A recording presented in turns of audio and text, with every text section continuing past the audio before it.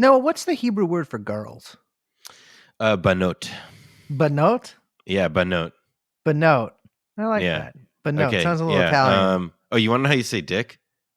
Yeah. Schmeckel. Oh, I knew Schmeckel. Isn't that a good one? Schmeckel? Schmeckel's Yiddish, though, right? Yeah. Oh, you want to know how you say asshole? Yeah, no, Colwyn. God damn it! I was going to say Brace Belden. Yes, fuck you. Jeffrey Epstein. Jeffrey Epstein. Jeffrey Epstein. Jeffrey Epstein. Come here. Jeffrey Epstein. Hello, everyone. I'm Well, taking hi. a calm approach.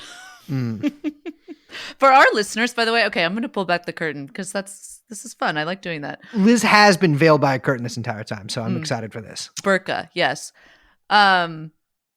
Brace just tried recording a hello welcome, and it was the craziest thing. It was so crazy that we couldn't hear it over the video recording thing that we're using right now in our little video chat. I did scream it. Anyway. I'm taking the calm approach. Yin yang, baby. Well, to pull the curtain back further, I said, ladies and gentlemen, the moneylenders are in the temple, and here we fucking are. Oh my I God. am Brace. We have a special guest with us today. Say your fucking name. Noah Colwyn. Noah Colwyn, you might know as the host, the sole host, because Brendan James unfortunately has passed away from Gulf War Syndrome, of Blowback Podcast, season 2 on the way. I don't know if you guys have mentioned that yet. I don't know. We have. This is good. Keep the plug He in. shared with me some of the research, and I have actually developed Blowback 2, which is my podcast, which is just taking me the stuff that Noah sends me via text message sometime and sort of extrapolating and putting my own spin on it, and rushing it out to market on a podcast player I'm developing with Spotify. All right. Well, I'm Liz. We are, of Brett. course, joined by our producer, Young Chomsky, and this is TrueAnon for the week. Hello, everyone. Hello. We have... Fuck. I'm so excited. So, okay, we brought Noah in for a little backup here, a little plan. We couldn't have this party without him. We have a very special guest in what is part 1 of a wide-ranging interview.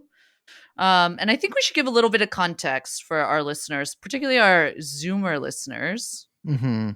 I'm very sensitive to the Zoomer needs. Brace, you wanna give us a little intro? I'm passing this off to Noah because he's smarter than me. Sure. Well, I accept the compliment, Brace, and affirm the sentiment. Yes, I'm submoronic and you're just submoronic. So yeah, I'll take that. I mean, look, for Jews, that's not so bad. Oh my God. So Norman Finkelstein is probably like to the extent that we have debates today about things like deplatforming, about things like cancel culture, about things like, stripping intellectuals of their ability to put forward, perfectly reasonable ideas in the public sphere.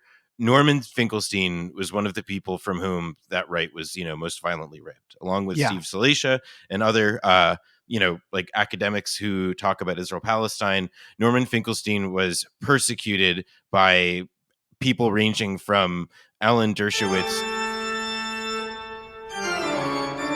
to, practically you name it. Any major, universally, like universal condemnation as an anti-Semite and as a Holocaust denier. And this was for simply offering a very radical critique of the way that the memory of the Holocaust was used in favor of the Israeli government, in favor of Israeli government policy. Mm-hmm. And Norman Finkelstein is not an especially radical thinker. There's a documentary about Finkelstein that I encourage you all to watch, where the acclaimed, sort of internationally respected Holocaust historian Roel Hilberg describes Norman as somebody who, although his actions are and language may be hyperbolic, his conclusions are pretty moderate. And as a result of his deplatforming, after talking with Brace and Liz, we thought that it would be a really great opportunity to talk with him, not just about, the nature of his, scholarship and the way in which he was, he lost his job and was shunned from public life, later in his life, but also about, you know, his origins and how he came to pursue the path of scholarship that he did. Because quite frankly, he's been denied that right in a lot of different venues for quite a long time. Yeah, I also want to say, like, I mean, I don't, we're not having a big discussion on cancel culture, and I think that that almost feels like a petty version of what happened to him or something. Like the way people wield, uh, I don't know, like the way people wield that debate and whatever they want to call cancel culture, like what happened to Norm and what was like, I think what will become evident, or at least was evident to me in this interview, like what has been taken from us as he's been basically completely ostracized and exiled from like the entire academic, intellectual, and political world in America, is like much bigger crime than I think that a lot of people maybe realize when they talk about that, when they use that term, Um, something that struck me that I just, because we should just roll into the interview, and I just want to say, like, Yeah. this interview is a bit different for us.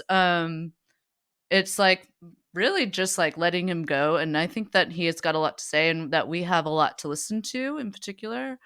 Um, but there was something that when I was sitting here listening to him speak, I was reminded of something that James Baldwin really remarked on, which is that he really felt that generations had a lot to learn from each other. Yeah. And this is something that I think, it's very trendy to rail against boomers and rail against, and boomers railed against their parents' generation, and our kids will rail against our generation, etc. But I would urge people to kind of maybe stop for a second, take a pause, because we have a lot to learn from each other. Yeah. And we definitely have a lot to learn from Norman Finkelstein. Yeah, I mean, if I may, real quick, like, Norman Finkelstein, I know a little bit about his life. I've read some of his books. I've watched the documentary on him. I've listened to a lot of interviews with him. And to me, a real tragedy is that, like, yeah, a wide variety of forces, from across the political spectrum, basically colluded and didn't even need to collude. They were all just part of sort of the same Yeah. mindset.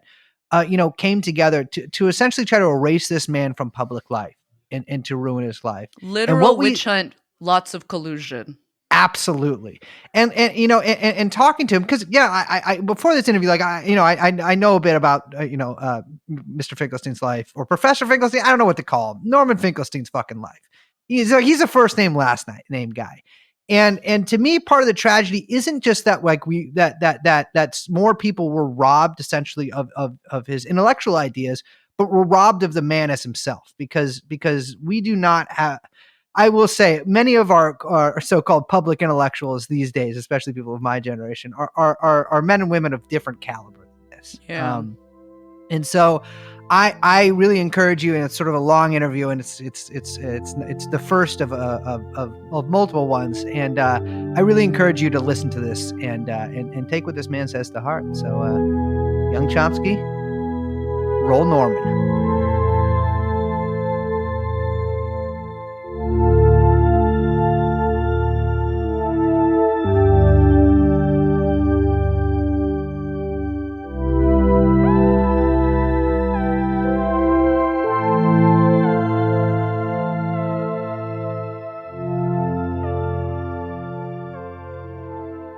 Well, welcome to this week's very special episode of TrueAnon. And, I was going to say that this guest needs no introduction, despite the fact that in the preceding segment, we did just introduce him. And I am also going to ask him to introduce himself.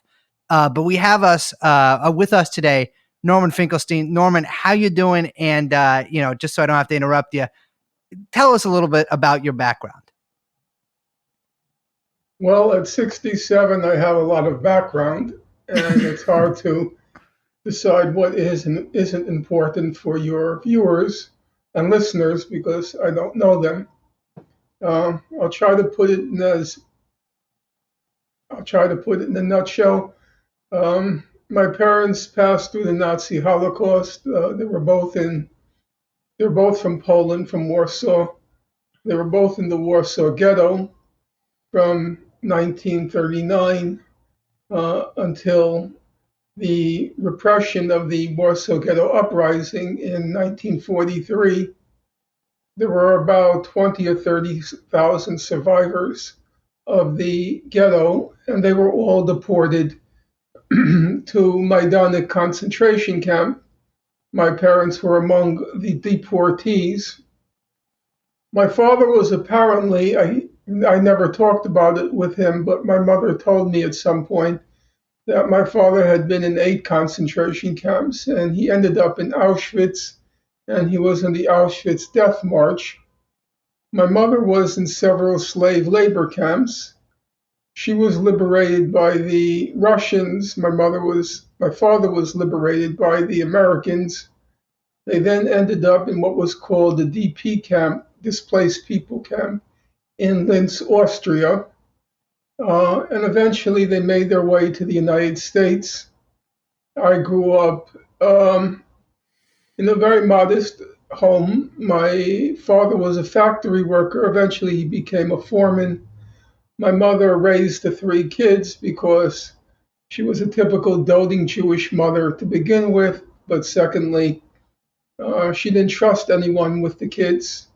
And thirdly, we had no living relatives on my mother and father's side, both of them, on both the sides. Every single member of the family was exterminated. I had no grandparents, I had no aunts, I had no uncles, I had no cousins. Everybody was dead.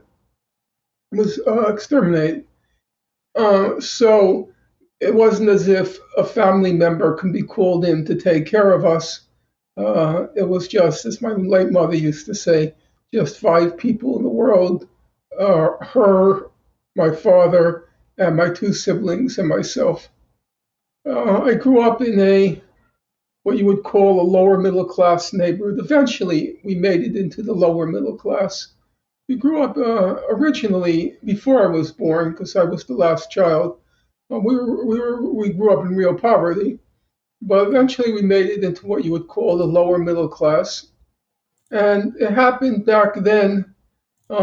Schools were very good. Public schools were excellent. If I were to tell you who attended my high school, you would probably not even believe it. My high school, Bernie Sanders attended my high school.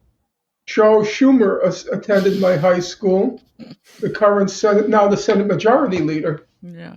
Most powerful Jew in the history of the United States, Charles Schumer. Norm Coleman, the senator, went to my high school. At some point, now remember, I'm talking about a public high school, a regular public high school. Judge Judy went to my high school. Of course. What's her name? Will You Still Love Me Tomorrow? Carole King?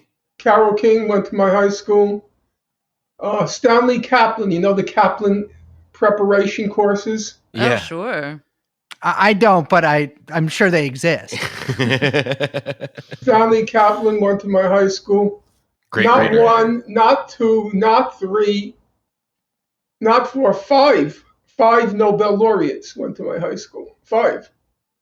Carl Becker, the economist. Whoa. Robert Solow, the economist. It was a real testament. Whenever you hear this talk about, oh, we need charter schools and oh, we need competition with the public schools, that's just a lot of crap. Yeah. If you want those schools to succeed, those schools can succeed. We were not rich. I remember I would say I was not friends, but I was acquainted with Charles Schumer's sister, Fran. Fran was brilliant, like Charles. Chuck Schumer is a brilliant guy. He's a total crook, depraved crook. Of course. He's a very smart guy, no 2 ways about it. And his sister was brilliant also. And his sister, Fran, was the girlfriend of my best friend, Mark Cohn. So I knew her through him. When they went out, I would join them often. The point I was going to make was I have a very vivid recollection of these people. Fran would come to school in very drab clothes. Her father was an exterminator. Chuck Schumer, his father, was an Yeah. exterminator. Bernie Sanders, his father was a door-to-door salesman. These are very modest background, but the schools worked. They functioned. Mhm. And so you were able, if you were that ambitious, and lower middle class Jews were extremely ambitious to the point of it being obnoxious. But you have to acknowledge the good and the bad. The good was they realized their dreams. I could tell you, person one wanted to be this, person two wanted to be that, person three wanted to be this, that. I can name you everyone from my high school. My crowd. Yeah, You of know course. what? Everybody achieved what they wanted. One wanted to do film, one wanted to be a Broadway producer, one wanted to be an orchestra leader, and of course it's Jews, so the other seven wanted to be doctors. They all achieved it.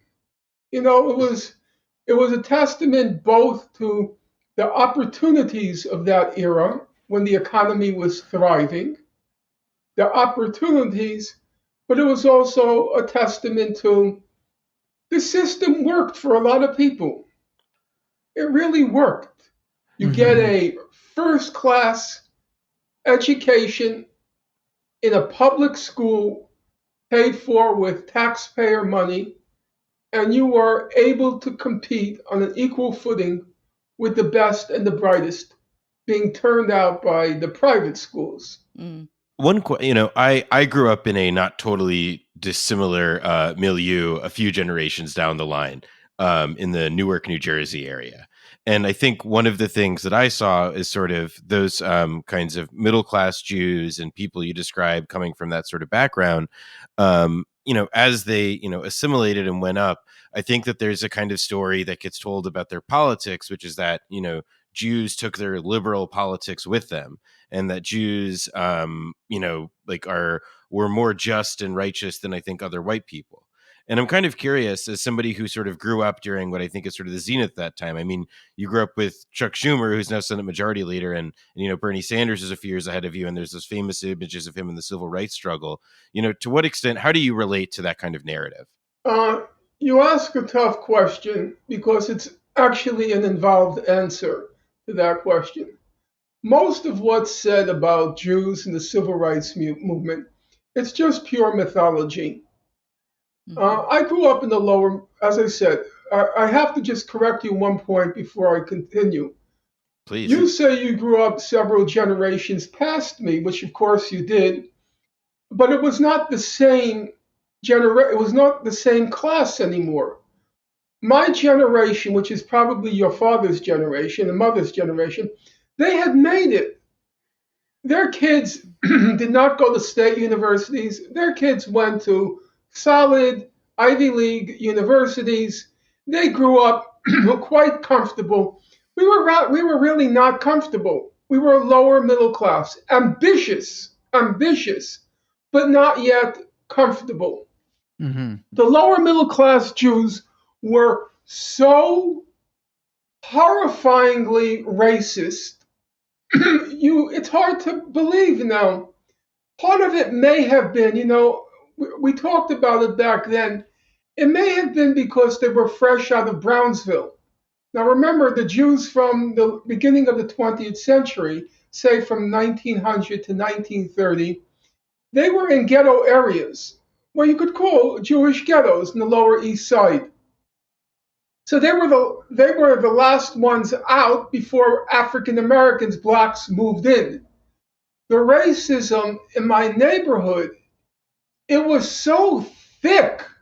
Mine was the only family I knew.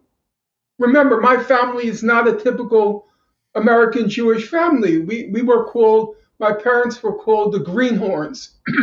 That means they came over from Europe. They weren't ripe yet. Yeah. The Greenhorns. And everybody hated them. my parents, because they were so un-Americanized, have no desire to become American. They did not have a high regard for American life, but let's just put that aside.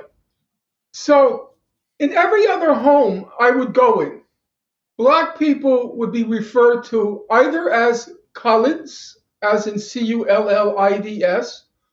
Most often, they were referred to as Schwarzes, the Yiddish slang for, it's not quite but it's pretty close. And then in those families which didn't have the Lower East Side Yiddish background, they were just called niggers. I'll give you an example. So probably the number 2 person in my class is Philip Pulaski. And he's now a top-notch urologist. I think he's a urologist, but I could be mistaken. Classic Jewish profession. Yeah, well, because it's the second highest paying doctor after plastic surgeon is urologist. So maids, what we called back then maids, cleaning women, they would come in the neighborhood during the day, and we had a private bus line because the city bus line didn't go through our neighborhood. It was called the Pioneer Bus. And the maids would leave at 5 o'clock. The workday is over. And Philip Pulaski used to call that 5 o'clock bus, he called it the Express. Yeah. Philip Roth? That doesn't surprise me. When a Black person would just walk in the neighborhood, don't ask me why, how he or she ended up. It wasn't she, because the she, everyone just assumed were the quote unquote maids. If a Black male walked in, we had a civic association, had a private police. Immediately, the neighbors would alert the civic association, here's the Black person walking, and the civic association police is following him. Couldn't let a Black person in our neighborhood. If you want to understand the real Jews of that era, not the fakery about, Schwerner, Cheney, and Goodman, and Rabbi Heschel, the March on Washington.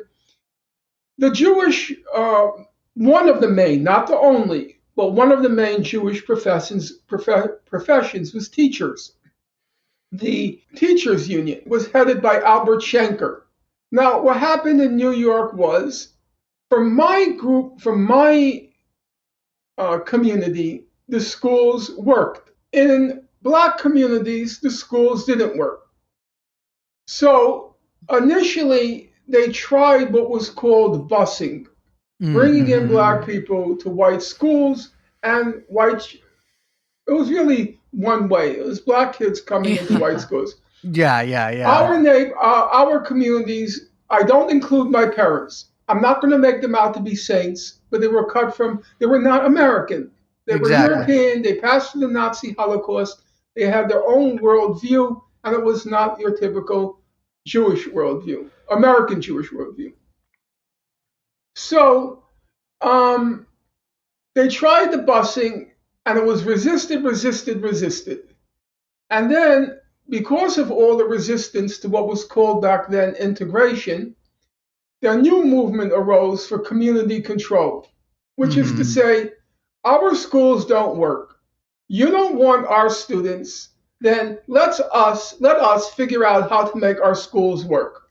It was a natural conclusion.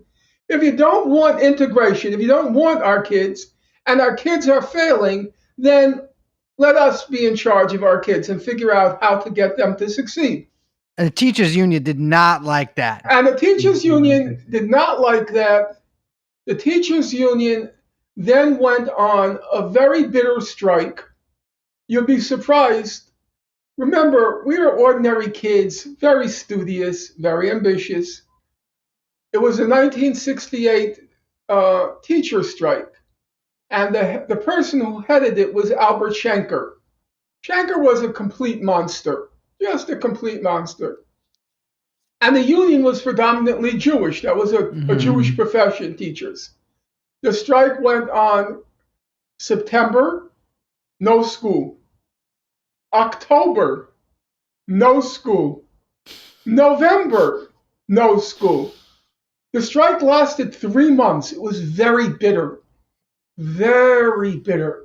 And then all the, so to speak, the hatred which was in the shadows between Jews and blacks, it came out with a viciousness. Now, it wasn't the strike just made it visible what was going on.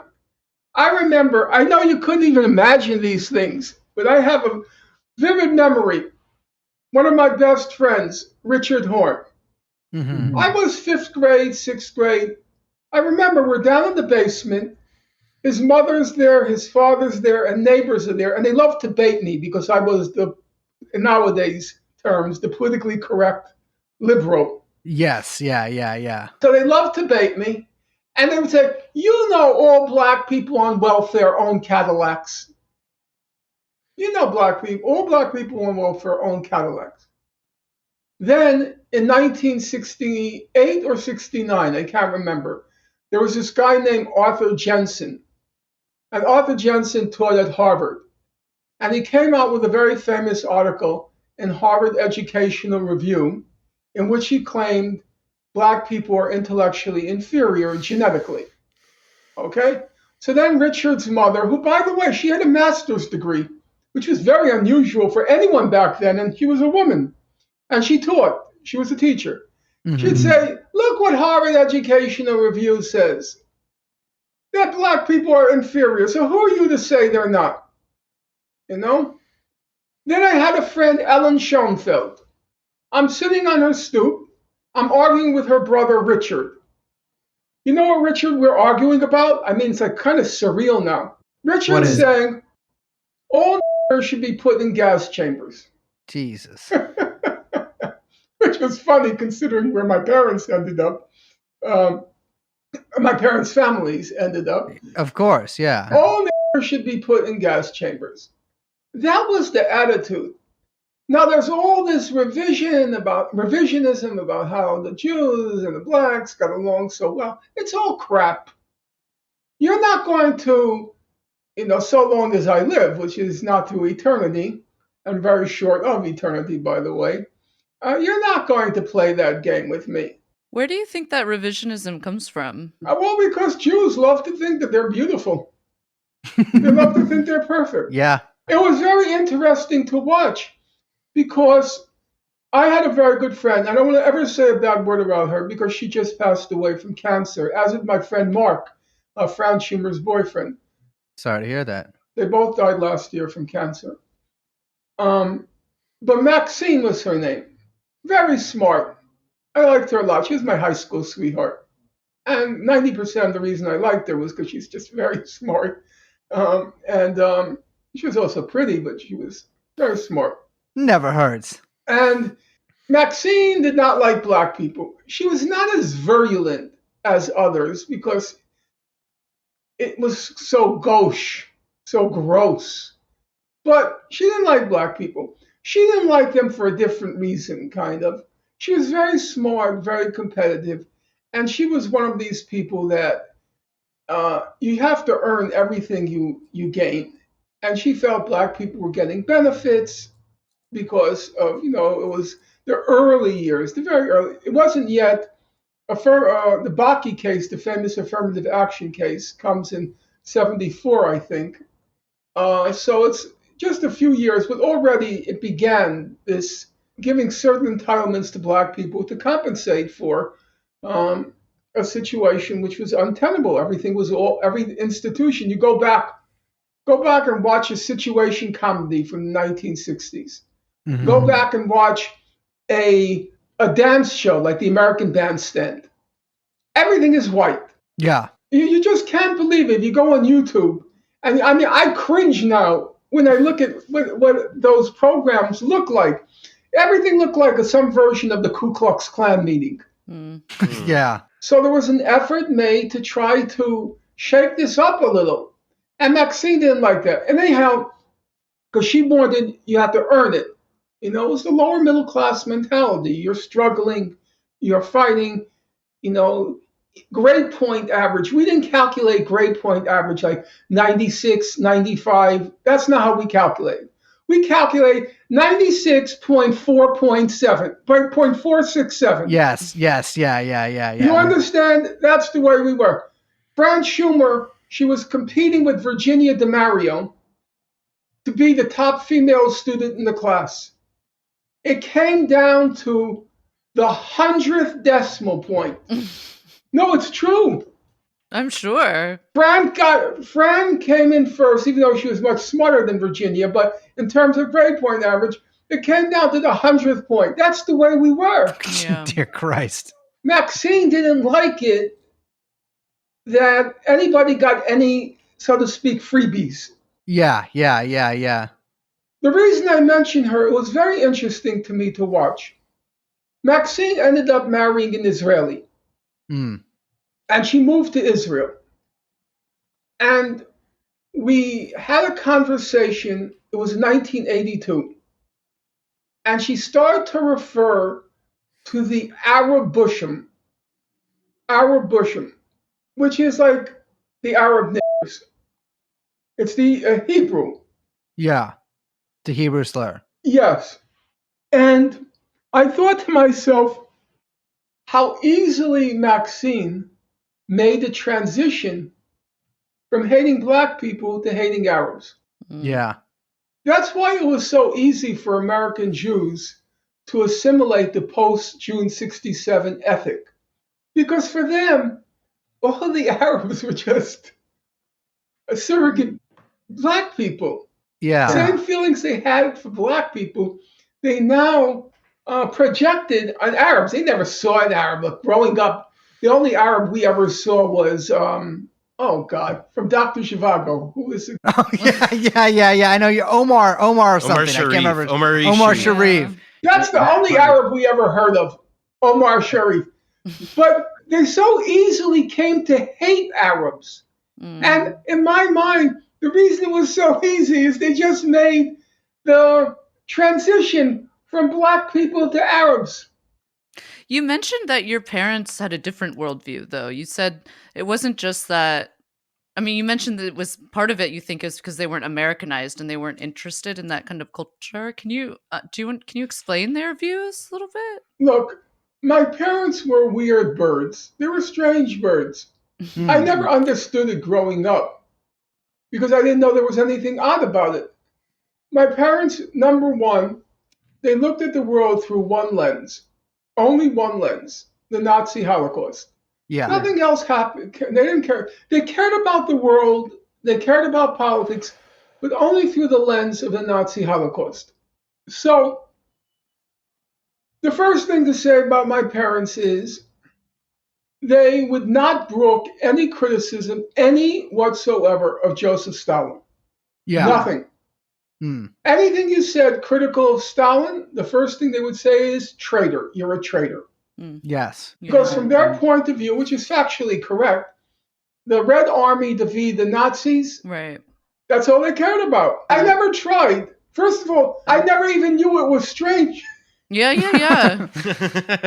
Well, I will be fair, is that there were a number of Jews in New York City who would not say a bad word about Stalin. I would go to high school, in grade school, forget high school, grade school, junior high school. I would be defending Stalin. And, I'm sure, first of all, for most kids in the class, they didn't even know who the hell Stalin was. Mm-hmm. But in my house, that was table talk. Right. It was a strange house. Stalin was table talk. And so they were very loyal to the Soviet Union. They were not communists. Yeah. They only cared about the Soviet Union because it defeated the Nazis. And because they had a genuine affection for the Russian people, because they felt the Russian people understood war. And that was something very important to my parents. That somebody could understand the suffering that they endured. Yeah. And what separated the Russian experience from the Jewish experience in the war was really just a hair's breadth. Absolutely. The Russians lost, the estimates vary, but you could say between 20 and 30 million people. It was very interesting. For me, it was a real revelation, not epiphany, but a revelation when I was in 7th grade. So we're studying world history, and there's a bar graph. And the bar graph is deaths during World War II. So the first bar, of course, is the United States, 200,000 Americans killed. Then the next bar is the UK, 400,000 British killed. The next bar is Russia. Yeah. 90 million. I mean, they lose more in one battle than we lost in the entire war. Correct. Just in the Battle of Leningrad. Lasted a year, 1 million people were killed. That was more Battle of Leningrad or the Siege of Leningrad, than all American and British deaths doubled.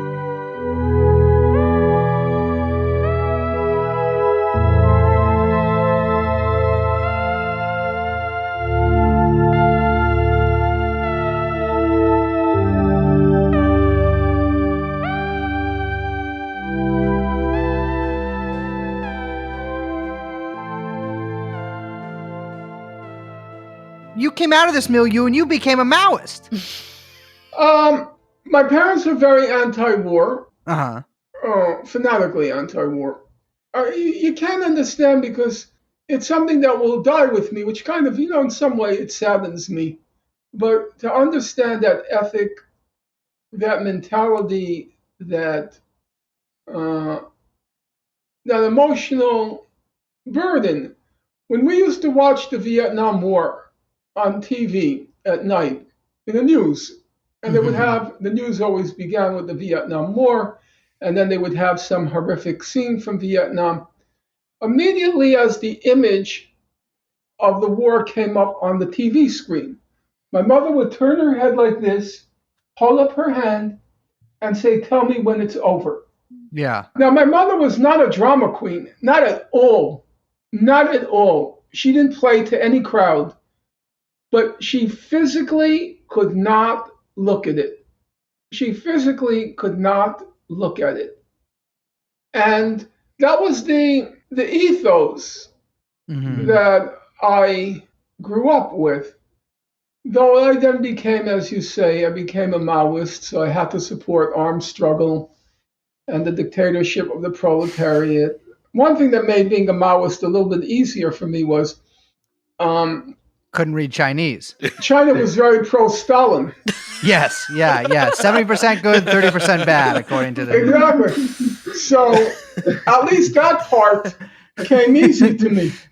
Of course, as you just said correctly, the Chinese position was 70% good, 30% bad. My mother and father's position was 100% good. And if you think there's anything bad, you're a traitor. Well, that's your parents, of course, were followers of Enver Hoxha then. No, they didn't know. I'm just kidding. They even knew who are. No, maybe they didn't know. No, they didn't know.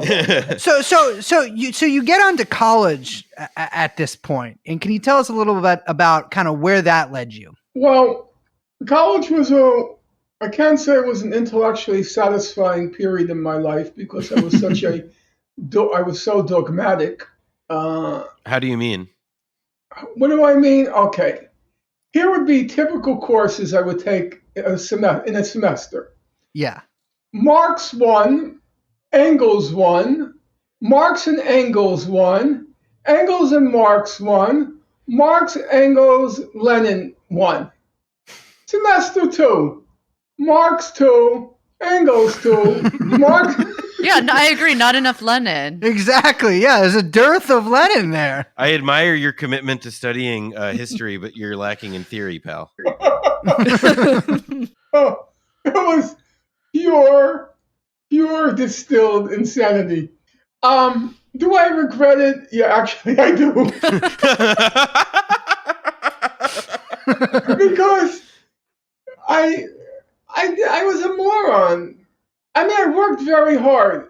I worked very hard. I'm Jewish at the end of the day and at the beginning of the day, and probably most of the day I'm Jewish. Yeah. And so I studied very hard. I graduated in 3 years, and the grade point average was on a scale of 4. I graduated with a 3.96. Jesus Christ. I didn't calculate it 100, but 3.96. So I worked hard, but I was totally. We were young. You know that song, "Those Were the Days, My Friend, We Thought They'd Never End." Yeah. And then we'd sing and dance. We'd fight and never lose. Uh-huh. For we were young and sure to have our way. And that's how we were. That's how I was. We would fight and never lose. We were sure to have our way. I thought the revolution was coming. Mm-hmm. I was going to be a revolutionary. I was going to be in the vanguard party. And so, in one way, I grew as I set my trajectory in life in those years, and I never looked back. Nothing really changed. Mm-hmm. I knew what I was going to do with my life. There was no possibility I would ever sell out. I knew that about myself. I was much more, I think, much more sincere in my beliefs, because for me it was kind of a vindication of my parents' suffering, to try to create a world that was an alternative to the world that had exterminated a large part of my parents' family and destroyed them for life. My parents were damaged goods. And I was very committed to changing the world. You know, you can have abstract theoretical beliefs, but a lot of times, however abstract and theoretical they are, not always, but often enough, they come back to something very personal. If you read, for example, Lenin, why did Lenin become a revolutionary? Why did he become a revolutionary? I studied Lenin closely. I admit I've not read the recent literature on him, but there was a time when his collected works came to 55 volumes. I read 20 of them cover to cover. And you can't help, he came from a privileged background. He was like 8th grade, grade 8 nobility. You can't help but feel that his hatred for the capitalist system came from the fact that his brother was killed by the Tsar. His brother was a revolutionary, was captured and executed. Hanged, yeah. And even though in most biographies that's not highlighted, I kind of think that's what drove him. Other people are complete enigmas. Probably the most enigmatic and in many ways the most, I think, interesting figure in the history of radical socialism is Rosa Luxemburg. Now, Rosa was a middle class, Jewish, of course, Polish, that's right, woman. Yes. And she was a cripple. She had a hip defect. Yes. Yeah. So this Polish, Jewish, female, middle class cripple ends up becoming the leader of the radical wing of the German Workers' Party. How did that happen? How did that happen? A person like her she really is an enigma. And there were things about her, just to give you one example. First of all, she was like a force of nature. She loved life. Yeah. I read her letters. She would pick something that sort of intrigued her: botany, geology, and then she would read up on everything there is on the subject. She's not one of these monomaniacal leftists.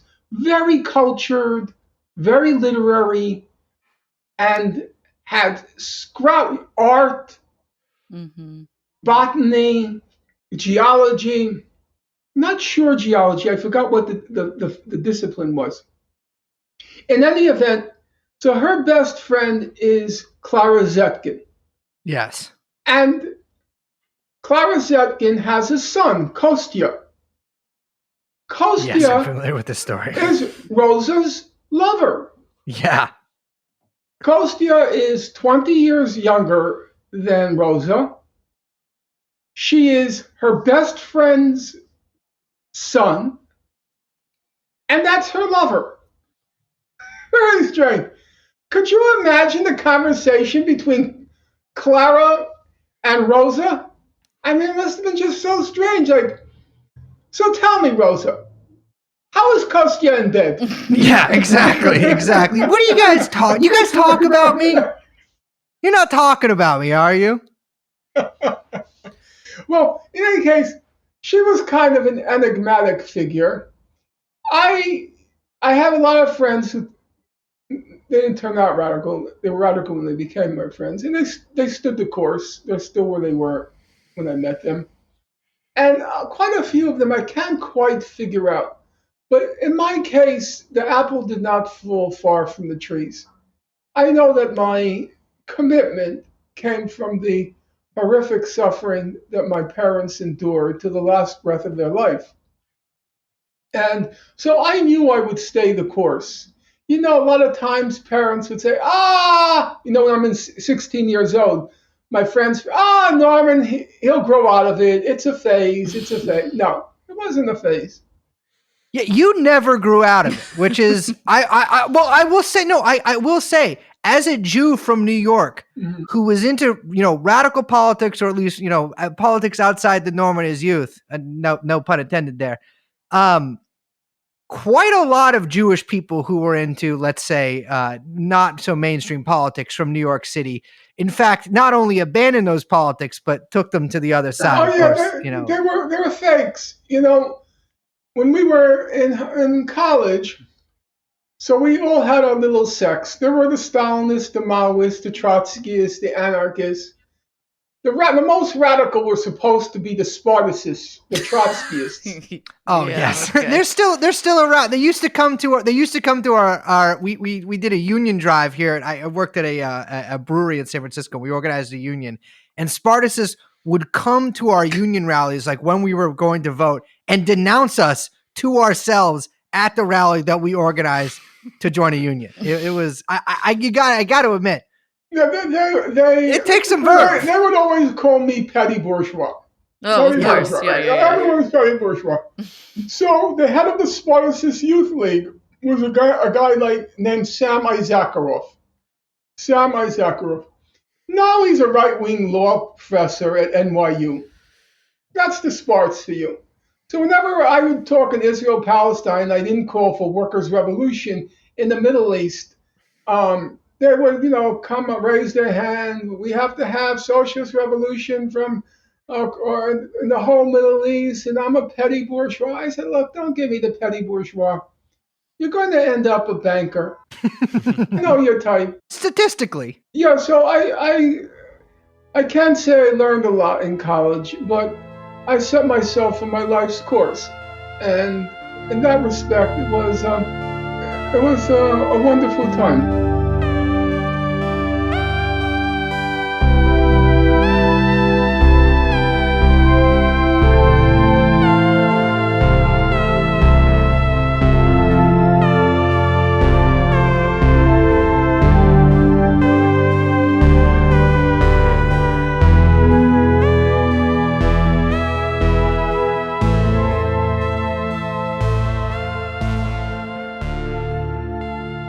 And so when you were sort of, at this juncture and you're beginning your path of scholarship, that would, I didn't have any path of scholarship then. Well, then what was it then? Allow us. Grant us this characterization. I was a complete imbecile. Well, so fine then, as an imbecile stumbling in the dark toward the light, like us all in some form or another. I'm not. I want to say I'm proudly going to remain an imbecile. Hopefully short life. To all of our benefit. By the way, you work for Jewish. You've written for Jewish Currents. I knew the old Jewish Currents, and the old Jewish Currents was a very interesting phenomenon because they were all ex-Stalinists. Yes, they were complete apologists for the Soviet Union. When Khrushchev's speech came out, they all withdrew from the Communist Party, but they had the same mentality. And they just switched all of their loyalties from Mother Russia to Mother Israel. And they became these staunch defenders of Israel. I had unpleasant exchanges with them. Though I have to tell you, the editor was a guy named Mara Shapis. Yes, I know who he is. And there was, on the editorial board, people like Annette Rubinstein. They were so smart. They were smart. And they were committed. And I had to respect that. But they could never get that Communist Party mentality out of their head. They just switched it to Israel. And so they wouldn't brook serious criticism of Israel. I remember I was very close for a period of my life, about 30 years. I was very close to Professor Chomsky. And they hated Chomsky. Well, in the long run, whose critique holds up? It wasn't Jewish Currents, it was Chomsky. If you go back and read Chomsky's earliest books, like Peace in the Middle East, which he writes which is a collection of essays in 1974, it comes out. You know what? It still holds up. Correct. He wins that debate. When you were at this point after college and you're sort of, beginning, I mean, basically, I'm kind of curious how you began the path of scholarship at whichever point you found the light toward addressing and critiquing from time immemorial. What happened? How did that journey take place? Well, that journey took place, basically, I worked for a year in a radical Maoist newspaper called The Guardian. And I was always the rebel because I didn't trust orthodoxy in general. Also, it's right to rebel. Don't ask me to reconcile my fanaticism with my doubts about orthodoxy. I don't know. I understand. I remember I used to go to the Guardian newspaper, which was fanatically Maoist, and I would be reading Trotsky's Trotsky and Literature and Art, or Trotsky's History of the Russian Revolution. Doing that is like reading Malcolm X at a Ku Klux Klan meeting. You're not supposed to do that. But that was me. In any event, after working at the radical newspaper, The Guardian, I went to graduate school at Princeton. Complete disaster. But then the main intervening event when I was in graduate school was Mao Zedong's death. Now, of course, I knew Mao Zedong was going to die because as much as Mao Zedong lived like him, dare to struggle, dare to win. And red in the east rises the sun, China's brought forth from Mao Zedong. For all of that, we knew it was finite. Yes. And to that extent, we were historical materialists. Well, I will say, in defiance of historical materialism, even though the guy was old, he could still swim like a much younger man. So I wouldn't blame you. I think the swimming was true. That's what I read. I don't know. I believe me, Norman. I have investigated the swimming. Yeah, I think it was true. An embarrassing amount. It is true. By all accounts, it's true. What, that he could swim really well? He could swim. He During swam the like 12 Revolution, miles. When he was already quite old, he apparently broke some record for swimming in the Yangtze Yeah. River. Don't ask me. After having not been seen in public for like a year, he came out. The first thing he did was jump in and literally break China's believe record it. for swimming in this I river. believe I it. mean, you know, Until the somebody man's- proves the it man's- otherwise. Let me tell you, the man after my own heart, little bit of a showman there. Yeah, a little bit. Must have been advised by the Kaifeng Jews there. So Mao the Zedong Chinese dies. Jews they got. Yes. Yeah. And that I expected, of course.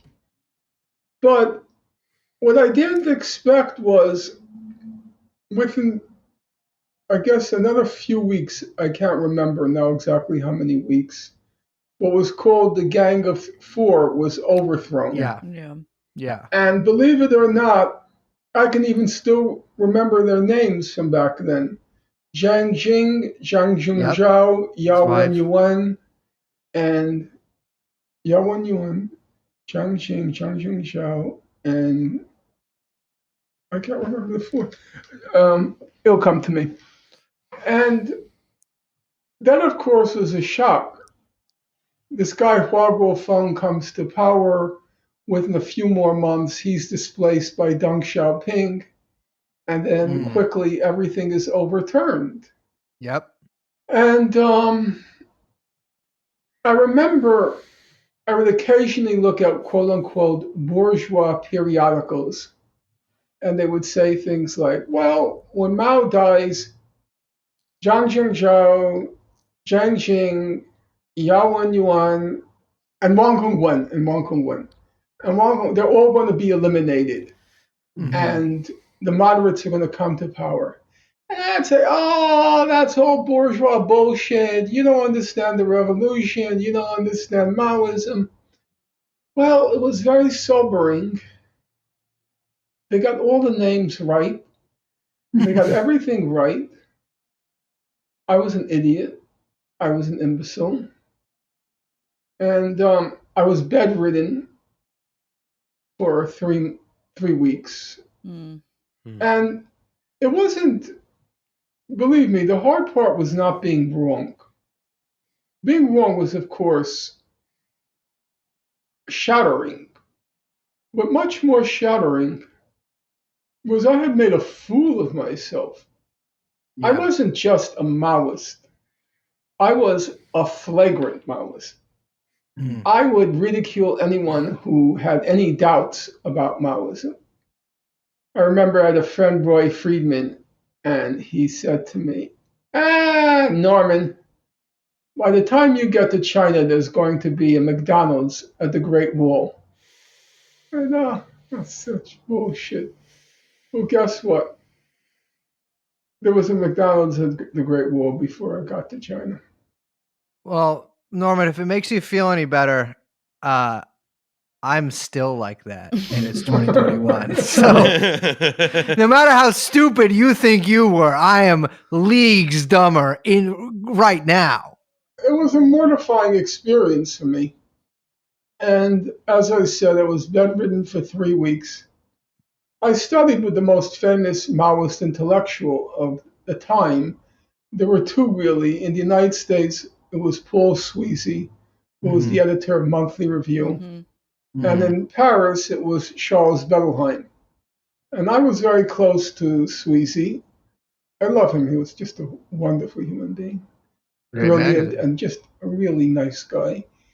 And then I went to study with Charles Bettelheim in Paris. And I was told when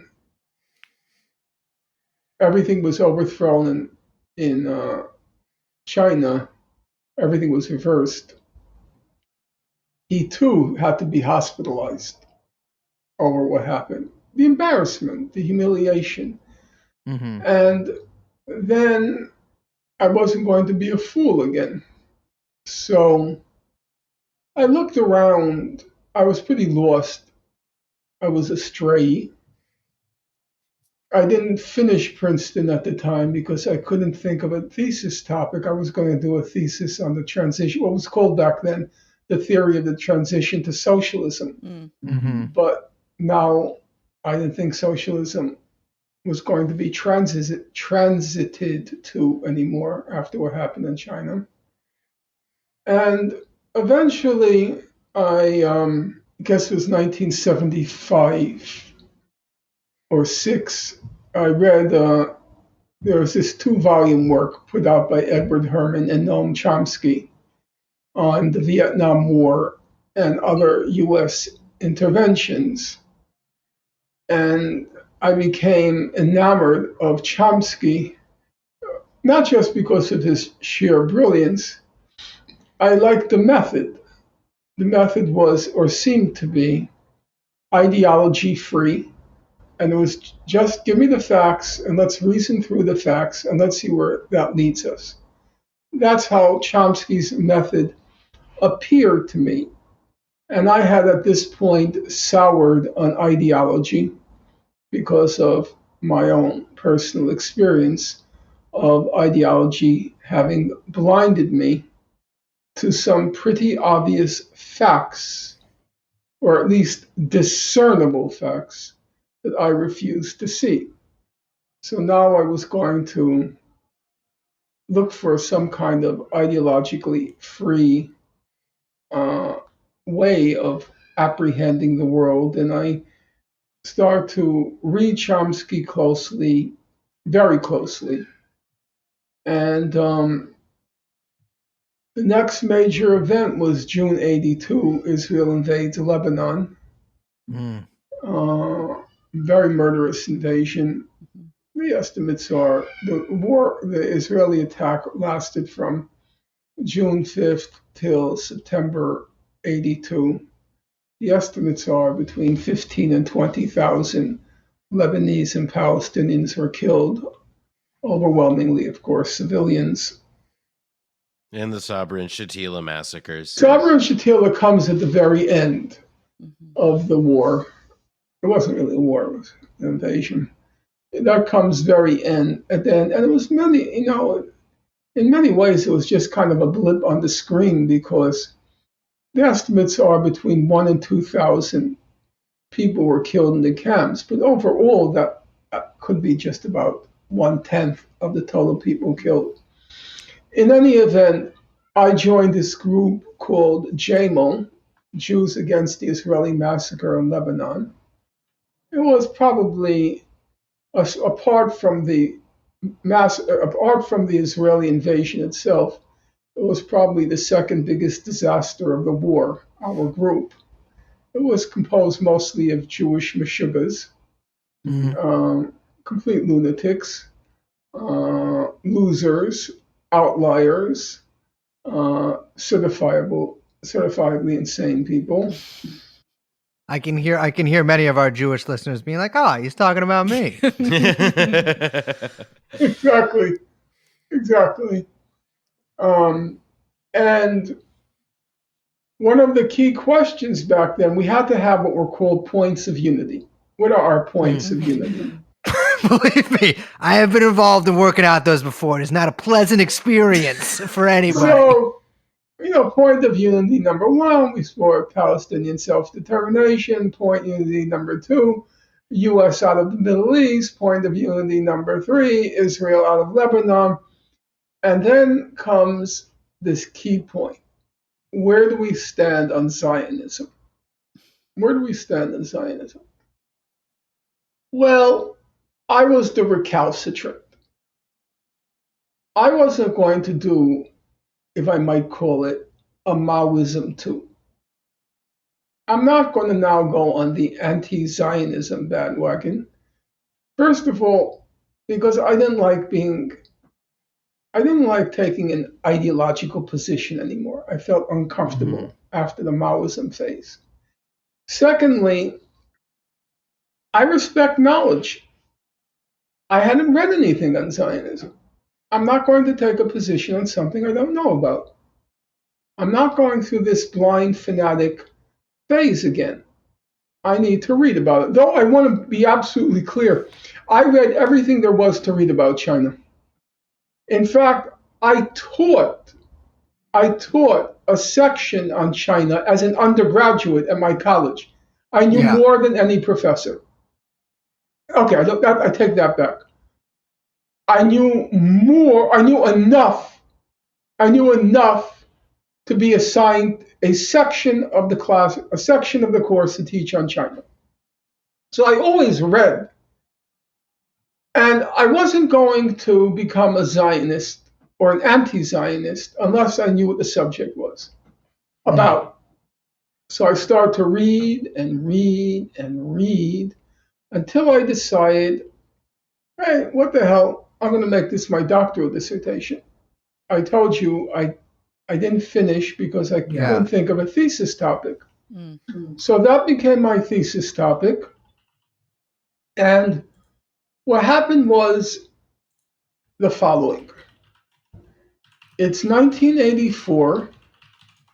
I had finished writing my doctoral dissertation, the draft, the final draft. It was done.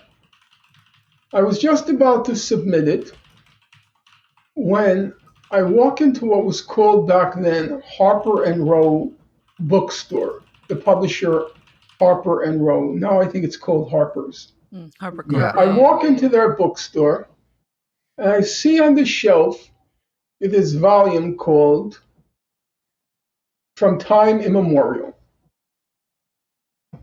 The history of the Arab-Israeli conflict. I forgot the subtitle now. Yeah. And I turn it around to see the blurbs, and had a very impressive roster of blurbs from top people. And they say this book is going to change our understanding of the whole Arab-Israeli conflict. This book is a milestone. And it said everything we know about the conflict, this book proves it's not true. And to tell you the truth, at that moment it got seized with trepidation. I thought, uh-oh, am I doing a Maoism too now? That the Palestinians are all fake? Everything Israel said is true? Because the main thesis of the book was Palestine was empty when the Jews came. The Jewish settlers built up Palestine, made it economically thrive. Made the desert bloom. Right. And then all the Arabs from neighboring countries surreptitiously entered Palestine because of the new economic opportunities created by the Jews, and they pretended to be Palestinian. Like that they just like the thesis was that a bunch of Palestinians, that people who had been indigenous to the land for, thousands of years, had actually just picked up their belongings and come overnight from Jordan in the beginning of the 20th century because the Jews had done such a good job. Yes, that was the thesis. This was a thesis taken seriously by everyone. It was this book was taken. It was who was celebrating this book? Well, you wouldn't know the people now because we're talking about 40 years ago, but some of them you would know. There was Lucy Dawidowicz, an eminent Jewish historian from the right. There was Elie Wiesel. Sure. Yeah. There was he was the elevator sexual harasser guy, right? Yeah. I don't know if it was Elevator or Thing, but he's a bad writer and a right-wing fanatic. Yeah. Yeah. Oh, I'm familiar with him. Is that your original copy of the book? Yes. Holy shit. Could you hold that up to the camera? Sorry, I would love to. It's a museum item now. Oh my gosh. My God. Love it. Yeah. There was Barbara Tuchman, who was a renowned historian at the time. There was Saul Bellow, the Nobel laureate in literature. I read a couple of his books. So I got really scared that maybe this is true. And I just had the wool pulled over my eyes a second time. That this was like my Maoism. Mm-hmm. What happened was when the book came out, the people of the left, if we can call it that, they all just dismissed it as, oh, that's Zionist propaganda. Ignore it. It's Zionist propaganda. But I remembered when I looked at that article that said Jiang Jing, Yao Wenyuan, Wang Hongwen, and Zhang Zhongzhao, they're all going to be eliminated after Mao dies. And I said, oh, that's just bourgeois propaganda. I remember thinking, this sounds like me. And they were saying, oh, that's just Zionist propaganda. Yeah. And I thought, maybe what she's saying is true. So I sat down. I was working in a after-school program for kids in an inner-city community. I would, in the morning, go to the it was after school. It was from 2 to 6. I would go in the morning to the library, and after work, I would go to the library. And I started to check through the footnotes. And the footnotes, according to Peters, I never actually counted, there were 1,852 footnotes. And let's see, in the book, they stretch from pages 443 to... I mean, for listeners who are maybe not familiar with Mr. Finkelstein's work intimately, he is the footnote sniper. Yeah. Like, don't try to trip him up on the footnotes. It stretches 443 to 563, 120 pages of footnotes. And I start to go through it one by one by one by one. I want to know if this is true. Mm-hmm. Once bitten, twice shy. I'm not going to be humiliated again. I told you the worst part of what happened with my Maoism is not that I was wrong, but I had made a complete fool of myself. Mm-hmm. And I wasn't going to be made a fool of a second time. God, I wish I could have learned a lesson. When Professor Said said, it's bourgeois propaganda, I wasn't ready to accept that. I wanted to know for myself. And then the book contains an appendix which corresponds to a couple of textual chapters which attempts to prove demographically her thesis. Mm-hmm. The place was empty. Mm-hmm.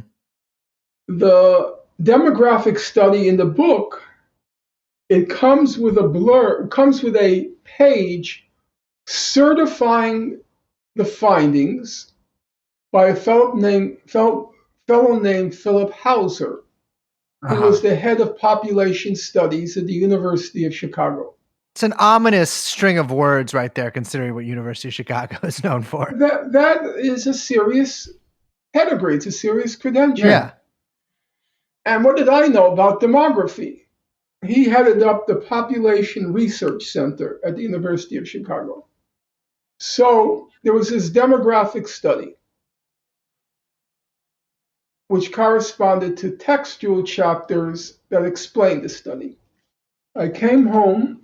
I didn't believe then. I still don't believe in any mechanical devices. I took out my pad. I took out my pencil. And every night, I'd lie down in bed.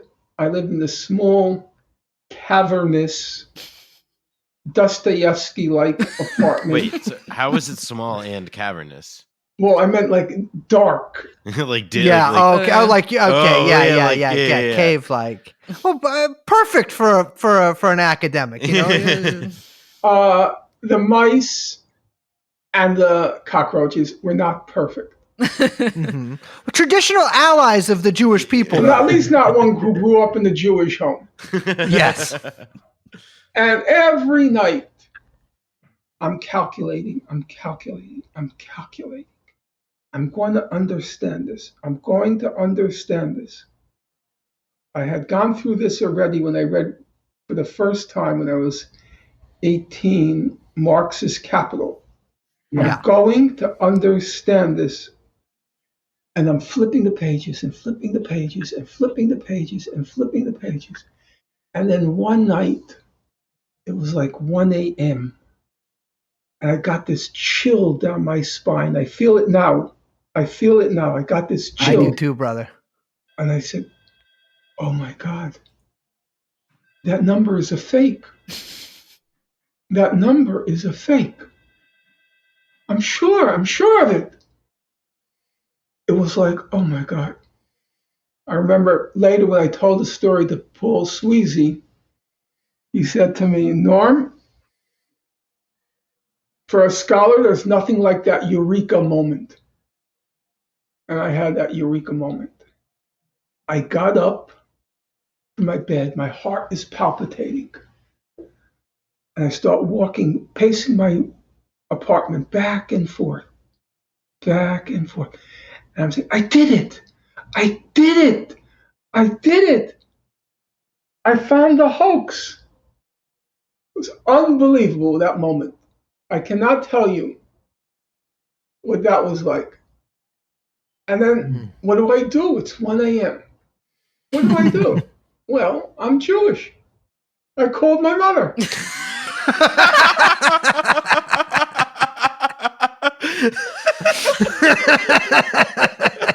I said, did you wake her up? I said, Mom, I did it. She said, Norm, I'm so proud of you. What did you do? You know, at 1 o'clock in the morning, I'm not going to explain to her how I proved the demographic study. You're like, so there's this book called Time Immemorial. Norman, would you get a job already?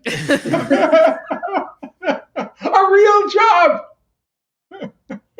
Well, little did she know. It's definitely turned into something. So, and I didn't want to leave off with that because I have to get to work tonight, but that was like the beginning of a whole new chapter in my life. What happened was I wrote up my findings. I sent out my findings to 25 people. It was obviously, long before computers and email.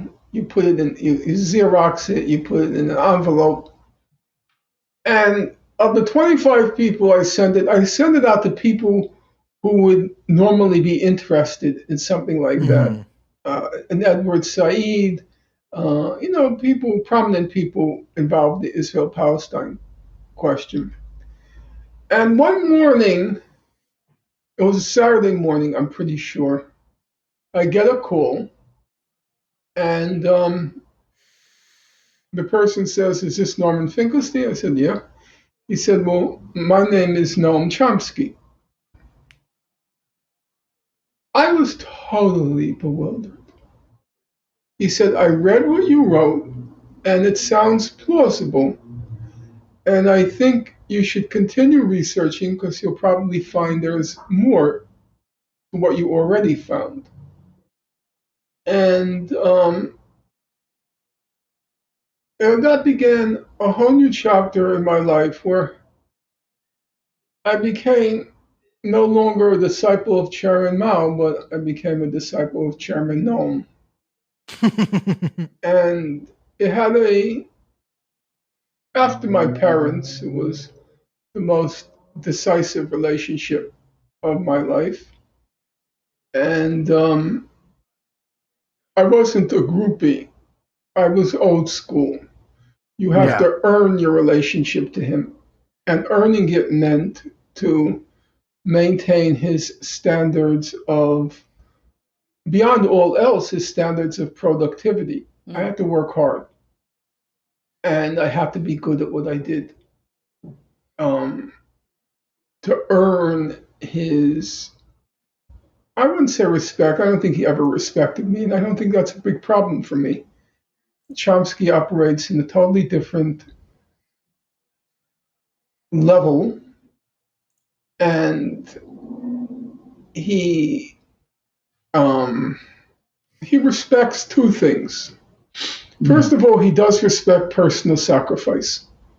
If you made personal sacrifice for a cause, he respects it. And that part of it, he respected me, I think. Well, you certainly fulfilled that criterion. And the other thing is he respects math and science. He considers himself a scientist, and for him, what's called the social studies, it doesn't have any intellectual content. Mm. I remember once I had a conversation with him. I said, I'm reading this stuff on Zionism. I'm reading all these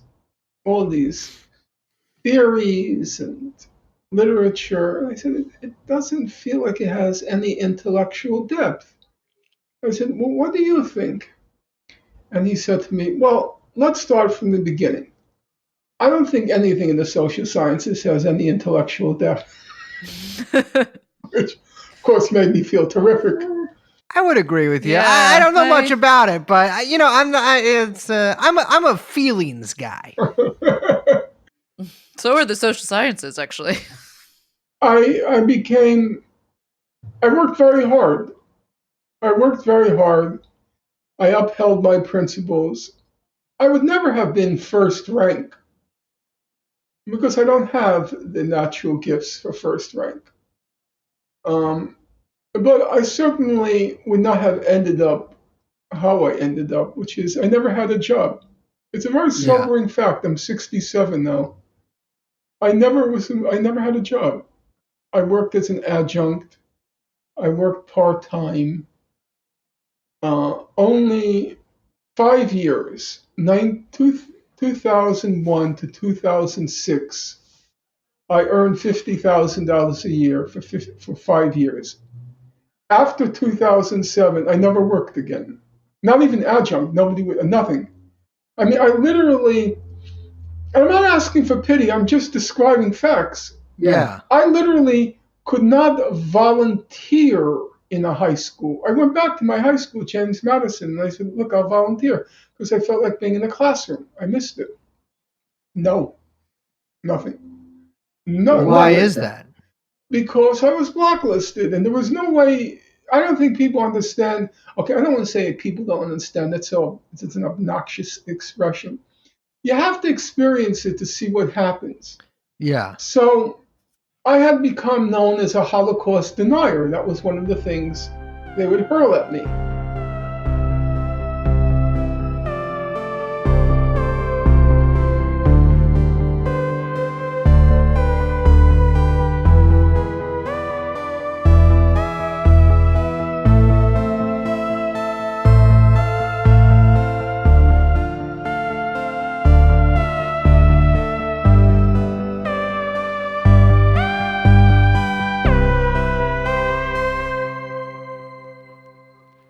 Well, we will be back with part 2 this week. Yeah. Fingers fucking crossed. There's no technical difficulties or anything, but yeah, that was. I very much enjoyed conducting that interview, or really, what I did was essentially just interrupt Norman Finkelstein with stupid things I was thinking, but I consider it conducted in a way. It's hard not to want to chime in because he's so cozy. Yeah, cozy He's a guy. very cozy. Yeah, person. very friendly. Like it was very. I felt like it was a very warm feeling absolutely. that I got listening to him. I do want to say, listeners, he literally brought out his copy of From Time Immemorial. Yeah, it had all these like post-its sticking out of it. It was like totally worn, unreal. Totally flipping. He unreal. wasn't lying when he called it a museum piece either. I'll be bidding on it. Absolutely. I'll be bidding against Brace for it. Yeah, well, I'll probably hire some Chinese firms to do the I never bid on anything on eBay, but I understand that you can bid a penny more than somebody using some sort of robot. And for our listeners who are new to Finkel lore, they soon will come to understand just how important that copy of that book is. Yeah, and we'll put a list of his of books that he's written sort of in the description and stuff. I've been rereading The Holocaust Industry to sort of get ready for this, and let me tell you, it's a good book, and he writes like he talks too. I mean, the man he's an intellectual. Yeah, and we'll get into all that stuff in the coming interview. Well, my name, unfortunately, is Brace Belden. I'm Liz. I'm Noah Colwyn. We are, of course, joined by Young Chomsky. So you just do this now? You just do this now? I don't know, but I almost just said Noam Chomsky too, which is funny. I know. Yeah. Can't I think before he did ask our producer. He was like, "Are you young Chomsky?" Or who is young That was Chomsky? very Yeah. cute. That Oh, was that was very sweet. cute. Yeah, it was very That was sweet. like, oh, maybe there's a little connection there. Yeah. Oh, you should see this little bastard smile right now. A very We'll s- toothy smile coming from young Chomsky. Well, we'll see you next time. Bye-bye. Let's go shoot. Jeffrey Epstein. Let's go shoot. Jeffrey Epstein. Let's go shoot. Jeffrey Epstein. Let's go shoot. Jeffrey Epstein. Come in. Jeffrey Epstein. I'm doing a suck stack. Sorry. What's this suck stack? It's not Israeli, is it? You know that Yeah. in Israel they invent podcast. I learned that we invent a podcast, the AOL Instant Messenger, the cherry tomato too. See, my problem with this is that we discussed this off air. Apparently, Israel does claim to have invented the cherry tomato. And I'm saying, why did we invent the girl's tomato?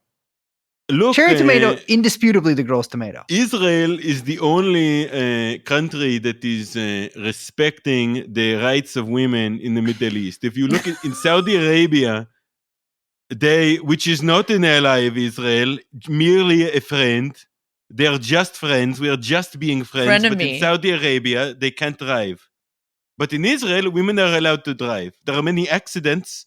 There are accidents all the time from the women driving. It's there is being legislation about it, but I'm not up to date on these matters. But yeah, look, podcasting, it is from Israel, I'm telling you. Let's go shoot. Jeffrey Epstein. Let's go shoot. Jeffrey Epstein. Let's go shoot. Jeffrey Epstein. Let's go shoot. Jeffrey Epstein. Come in. Jeffrey Epstein. Noah, how old are you? 28. We could still do our service. Or Wait, how service. long do you have? You have until you're 75 No. to be in the IDF. Do you know my greatest enemy? Well, I had many enemies, but one of my greatest enemies in the Bay Area rock and roll scene was a former Israeli army guy who was like an Israeli army like tech guy. And so I hated him for every single reason. First, that he knew how to use computers. Second, that he had that same accent that you just did, which, let's be clear, not a great accent, not very flattering to us. We sounded better with the Polish kind of Not like really very sure thick what you're... thing. I'm sorry. It's somehow it's French, but more rapey. I don't get it. It's the hard edge of colonialism. The French, they gave up Yes. Algeria, and you see, when they lost their colonial territory, they lost the spirit, the bloodthirstiness that forms the deep guttural noise that the Israelis are making. It is apartheid that has sustained this dialect, this way of life. It's very special, in my opinion. Well, I will say it is special. It is one of the that accent, it has probably made more women ovulate than any other accent in human history. We like to say it's nails on a hockboard. All right, I can't do it anymore. At that point I'll wake up tomorrow, I'll start signing enlistment papers. It's I can't do it. It starts taking you over. Yeah. Real quick, before you even introduce ourselves, I knew some guys who went on Birthright when I was younger. I did not go. And I don't think I've told the story in the podcast before. But they were trying to buy, they were like in a candy shop, I think in Tel Aviv. And there was like a husband and a wife that owned it and working there. And the husband starts having like a heart attack and like dying on the floor. And this guy that was with my two friends, who's another guy I know, I mean, I was friends with him too, like sees all this happening. Like the paramedics are coming, they come and like take the guy out. The woman's like crying, like, oh my God, my husband's going to die. And he has a single gummy worm that he's been holding this whole time. And he puts it down on the scale and it's like, 0.004 shekels or whatever. And the lady's like weeping. He's like, excuse me? Excuse me? Excuse me? Can I buy this gummy worm? And she sells him the gummy worm. Oh my God. An absolutely true story. I can back that up. Max was there, but in fact, this guy's name. I won't spoil his name, but yeah, classic story. And I used to be like, what a fucking putz. And now I'm like, that's very funny. My name is Brace. I'm Liz. I'm proud of the resiliency of the Jewish people and Noah Colwyn. Liz and I both open our mouths at the same time. And you know what? I'm going to turn it over. Liz, tell them something. We are, of course, joined by Young Chomsky. You are listening to the podcast TrueAnon. Hello, everyone. Welcome. Welcome back to the Finkelstein Files. Yeah, this is part 2 of our highly anticipated 2-part series. Interview with Norman Finkelstein. These interviews have been a blast to conduct, and I will say, for those of you who cannot see us on the super exclusive secret Patreon live stream that we do of my computer screen 24 hours a day, while conducting these interviews, Norman Finkelstein is sitting on a very large chair, like 5 feet from his computer, and it feels very homey and a very cozy sort of interview to conduct. Also chose not to wear headphones, which I respect too, because mine are starting to hurt my ears. This is sort of the follow-up to the it's not sort of, it is literally the follow-up to the previous episode that we just put out. I don't know why I said sort of. I don't need to qualify that. We last left you on a cliffhanger about his dissection of From Time Immemorial. We get some good stuff on that. And Noah, tell them what else we got. I mean, Norman goes on to talk about the way that his critique of From Time Immemorial kind of informed the rest of his scholarship and the rest of his career, and then also how it, formed his fights to save his career and to save it against the smears that he was a Holocaust denier. And obviously the primary antagonist, and somebody who we spend a lot of time talking about, is none other than Alan Dershowitz, enemy of the pod.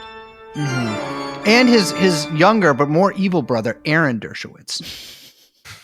I don't know. That's not even funny. I don't know why I said it. It is kind of funny. It is, yeah. Just like imagining that he's just like some like proctologist out there overbilling people. We didn't ask Norm, and I meant to, but Professor Finkelstein. It's real hard to sometimes jump in, particularly when something hits you and then suddenly we're on a different topic.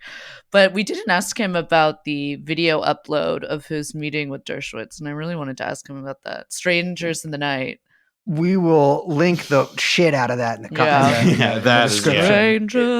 Because he says, I mean, well, not to spoil it too much, but he talks about his feelings about his meetings with Dershowitz. And he does not mention this one. And this one, I think, is it's a beautiful video. In fact, basically every filmed encounter between Alan Dershowitz and Norman Finkelstein goes very poorly for Alan Dershowitz. Yeah. I remember Felix, I think at one point said, like, Alan Dershowitz seems like the kind of creature that, like, it's the secret cabal of neo-Nazis made to go up on TV and tell you why you should give all your money to Israel to make people hate Jews every couple months. And apt description, because boy, what a fucking slime ball. And Alan Dershowitz and Professor Finkelstein, I think, has a really novel and pretty sophisticated perspective on a guy like Alan Dershowitz, which, there's been a lot of ink spilled and a lot of podcast airtime given to that schmuck. And it was really interesting and exciting to hear something refreshing. Yeah, absolutely. Well, let's get into it, shall we? Let's do it.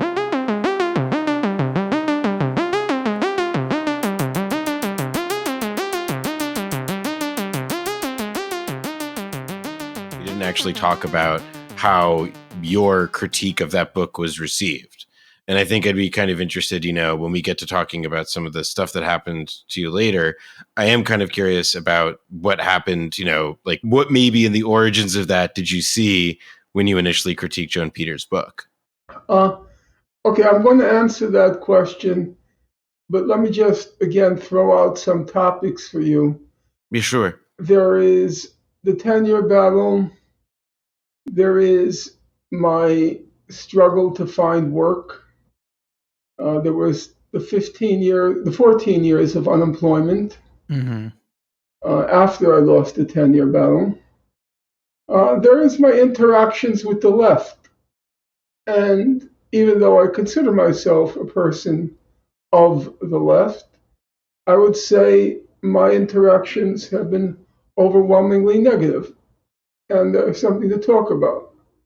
And the fact that at critical points, I got support from unexpected quarters. The main supporter of mine became Raoul Hilberg, who's a right-wing Republican. But he thought what I was saying. Oh, he was also the founder of Holocaust Studies. He was the creator of the field. And he became a staunch, not defender of me personally, but a defender of my scholarship, as against my experience on the left. I guess also just some of my life's lessons as I am in the twilights. Well, it's true. Have to accept it. And even though I continue to work, I don't know how many of you know, because I don't know your generation in general, its range of knowledge. The greatest African-American scholar of the 20th century, by far, he was in a class altogether his own, was W.E.B. Du Bois. And Du Bois, he wrote his great work, Black Reconstruction, when he was already 67. Yeah. He wrote 3, not 1, not 2. He wrote 3 autobiographies because he kept thinking, okay, this is the end. I mean, he was like 90 or something when he died, right? 95. He died, he was born 3 years after the Civil War ended, and he lived to the March on Washington. Yeah, it's incredible. Yeah. And each time he has a new autobiography, he's like, okay, I'm back. Yeah. So for those of us in our twilight, he does give inspiration. He was he was a classical example of what Thomas Edison said, his Edison's ethic. He said, genius is 1% inspiration and 99% perspiration. And I've seen that close up. I've seen that with Professor Chomsky. Chomsky, he was blessed. He got the 1%. But boy, oh boy, did he ever do that 99%. That man works. I don't know now what his output is, but that man put in 20 hours a day. Yes, he put in 20 hours a day. Sometimes, just a funny story, and then we'll move on. I used to spend some time during the summer each year at his summer home, he and his wife and myself. And I was in the guest room downstairs, and the guest room was near the computer where he worked. And sometimes in the middle of the night, I'd hear a pat, pat, pat, pat, pat, pat, pat. And I would say to myself, okay, there are 2 possibilities. It's raining, and it's the raindrops on the roof, or that guy's on the computer. I said, I don't want to know. It's going to depress me. So I'm keeping the door shut. But of course, he was working. Incredible. 8 hours a day just answering email. He will answer, even to this day, right away, answers an email right away. Any question you could have. Yeah, but now it's a little different. With all due regard to the great, God is great, God is good, let us thank Noam for our food. We've said the prayer. I think now he answers so quickly the email. He answers because he doesn't have the concentration anymore for the work. He is 93. Right. So I think that because he has a real he's an old-fashioned kibbutznik, and I'm not saying that as a joke. He's a kibbutznik, hard work. That's your raison d'etre. But of course, he gets it from his family. But he has that kibbutznik ethic. So I think in his mind, so long as he's typing, working, he's justifying his existence, even though it's emails and it's not books. It used to be said there was a famous anti-war religious figure named William Sloane Coffin. He was over at Yale. And William Sloane Coffin, I remember once he said, he was introducing Professor Chomsky, and he said, Professor Chomsky writes books faster than I read them.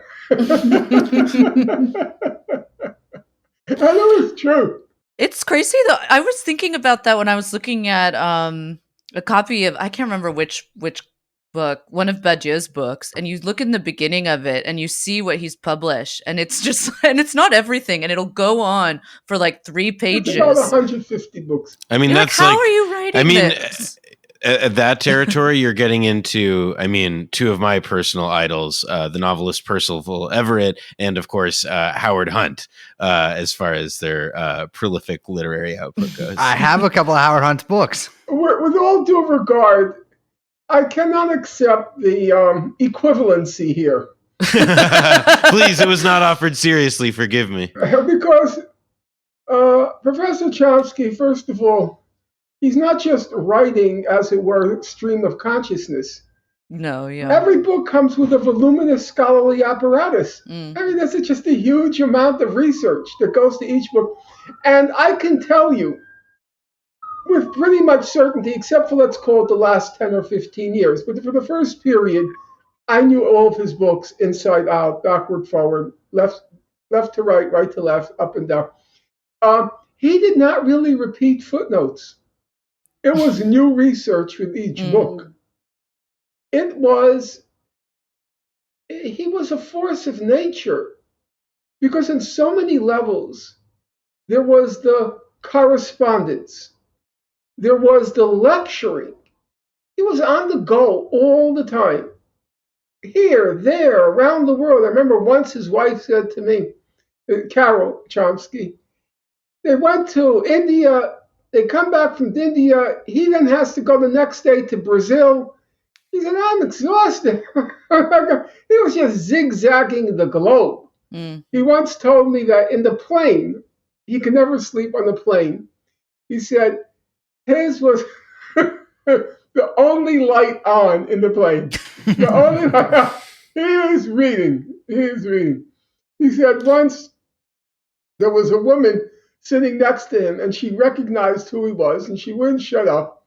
And finally, he turned up the music, he said, to pretend he can't hear her, because she wouldn't leave him alone. He wanted to concentrate on his reading. He's a phenomenon. He's a force of nature.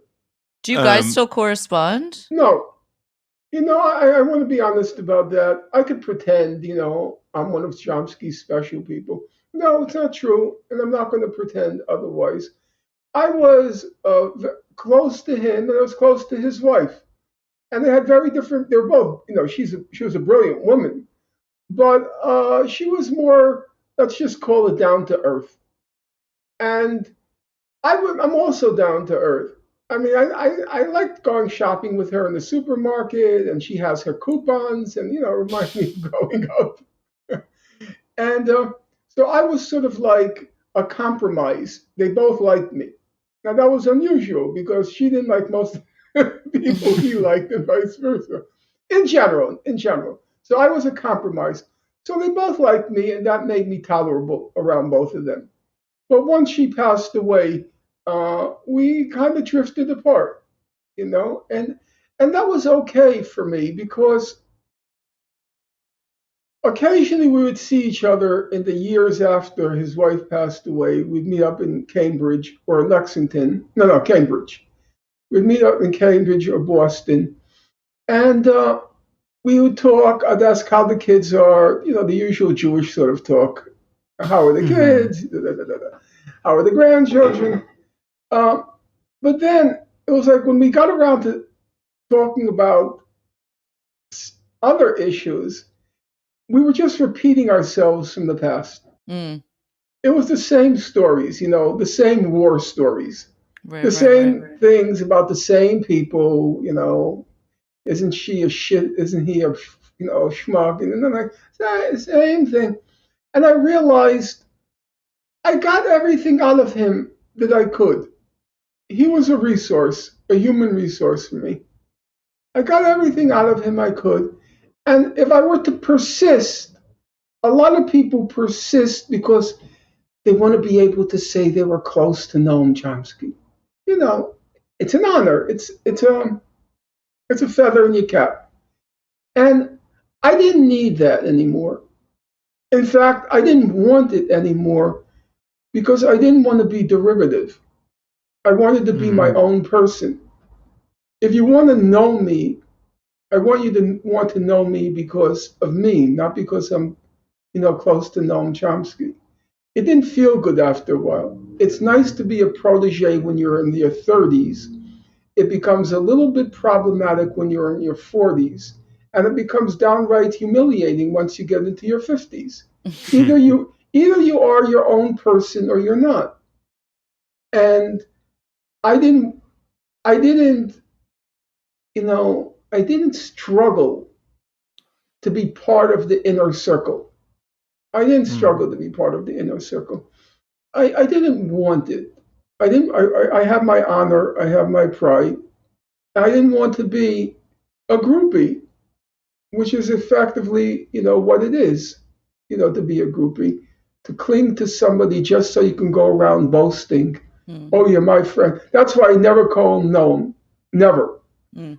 Everybody calls him Noam because he signs his letters Noam, and they all want to show their, buddy with him. So they say Noam. I always say Professor Chomsky.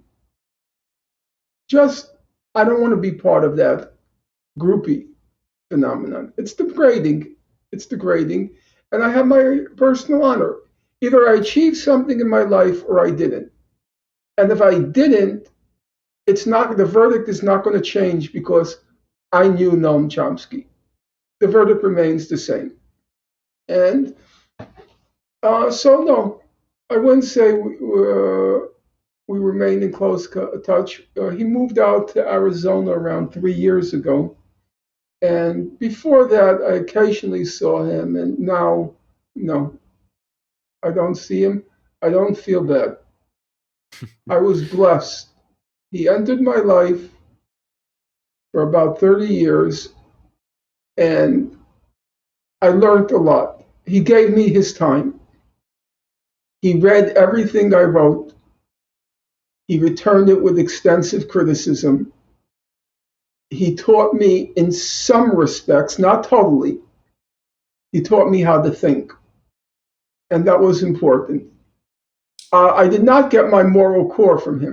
I got my moral core from my parents. But what he gave me, which I didn't know how to do, I didn't know how you combine passion and reason. I didn't know how you combine indignation and reason. I didn't know how you mesh those two. My late mother hated intellectuals, and she hated intellectualizing. When people were talking about war and the idea of just sitting around and talking about it like you're talking about a book. Right. You Like that distancing. That distancing. It wasn't even distancing because they had no idea what war was. Right. So I didn't know how to preserve the indignation over what my parents endured, but at the same time, keep to the highest scholarly standards, because I believe in the life of, in my modest way, I'm not Kant. I recognize that. But in my own modest way, I believe in the life of the mind. It's just something I grew up with. My friends were smart, and intellect was important, reason was important, and I didn't quite know how to do it until he gave me he was like a practical example of how you do both. You retain your indignation, but you also make the coherent, logical, evidence-based argument. And that was important for me. And I think that like that's sort of like a kind of natural segue to the publication of your, to the earlier question, to your the publication of your criticism of Joan Peters's book From Time Immemorial.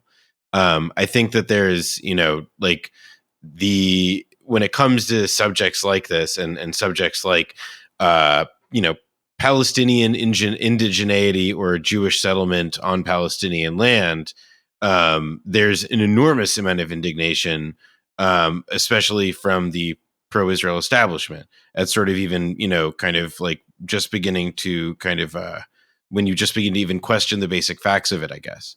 And I think that the lid on that discourse was significantly tighter in the 1980s. Could you talk a little bit about the immediate reaction and the experience that you got from when you first published that criticism? Well, there are many aspects to it. I'm going to try to limit myself to the aspects I'll cover. Number one, you have to understand the context of the publication of the book. Israel completely controlled all PR, all information when it came to the Israel-Palestine conflict. There wasn't even a concept of an Arab site. There was just the Israeli propaganda, which was really just I used to call it was Leon Uris's Exodus with footnotes. Most of the Israeli propaganda was just, if you know that so-called novel, and then it became a major motion picture, a very influential motion picture, PR. It was like D.W. Griffith's Birth of a Nation. It was very influential. Well, and that was just in the culture. I mean, Bibi Netanyahu is now the prime minister. Back then, he was an ambassador to the UN, and then he worked in Washington. We're talking about a different era. Well, but I think in this, just to say that Israel's case was made very well known, even in the news media, in ways that Palestinians and Arabs obviously. Yeah, but I'm even talking about earlier than Bibi Netanyahu. Bibi Netanyahu comes with Reagan in the war against terrorism. No, you're right. Because it was 84. No, you're right. I got the time wrong. You're right. In any event, Israel completely controlled the information flow, the scholarly flow on the Israel-Palestine conflict. But the first big break comes with the 1982 Israeli invasion of Lebanon. And in that, during and after the 1982 invasion, a part, it's still a small part, it's a marginal part, but it was a part of the support for Israel. They lost it. And that was mostly the old left and the Vietnam War, part of the Vietnam War new left. Mm-hmm. What happened was, you see, you have to always look at the present in history, as the Hungarian philosopher Lukács said. It's forgotten now, but Israel was a leftist cause up until the 82 war. Well, up until 67, but especially up until 82. Remember, Soviet Union, first country in the world to recognize the state of Israel. The Israel, the settlement, what was called the Yishuv, it was mostly labor Zionists.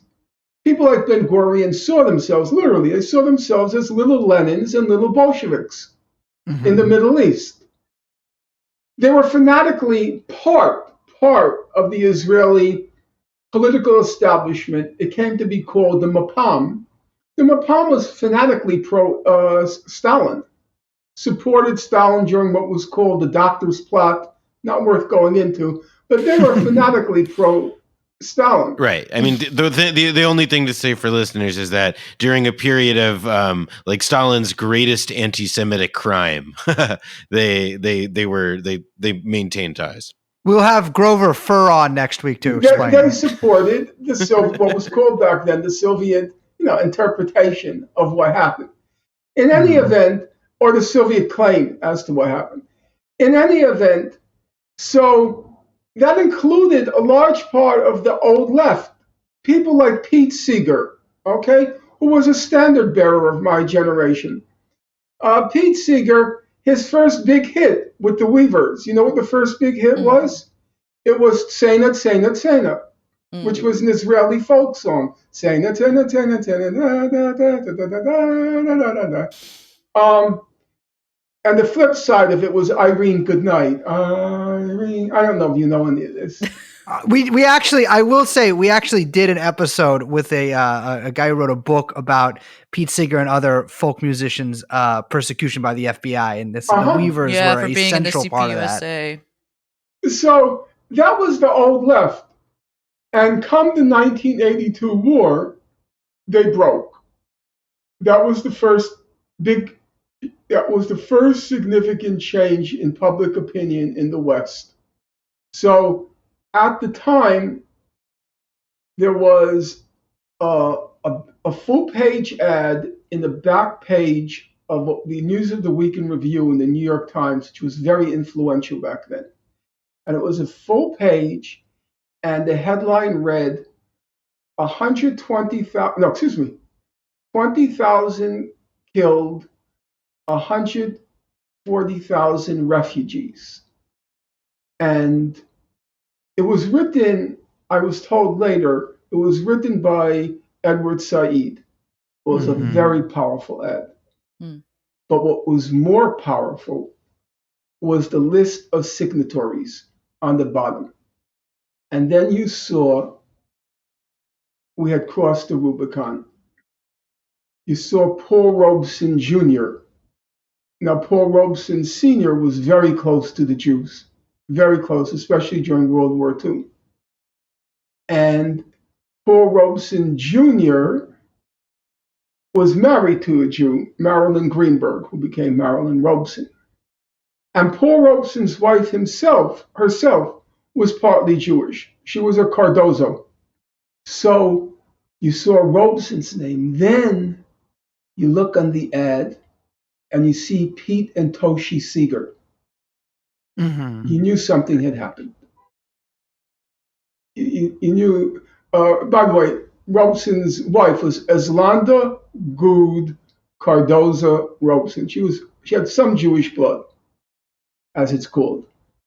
And I remember the ad appeared twice.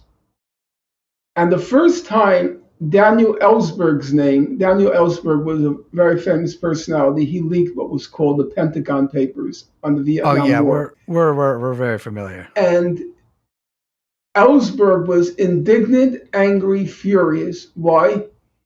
He hadn't been asked to sign the first ad, and he insisted on being in the second ad. It showed you a real shift in public opinion. And that's when Time Immemorial comes out, 2 years later.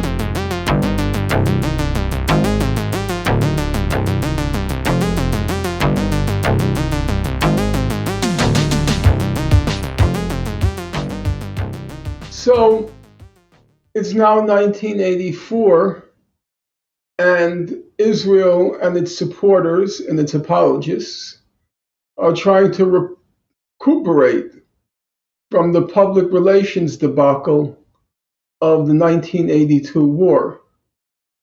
And from time immemorial was one data point in this propaganda barrage by Israel, its supporters and apologists.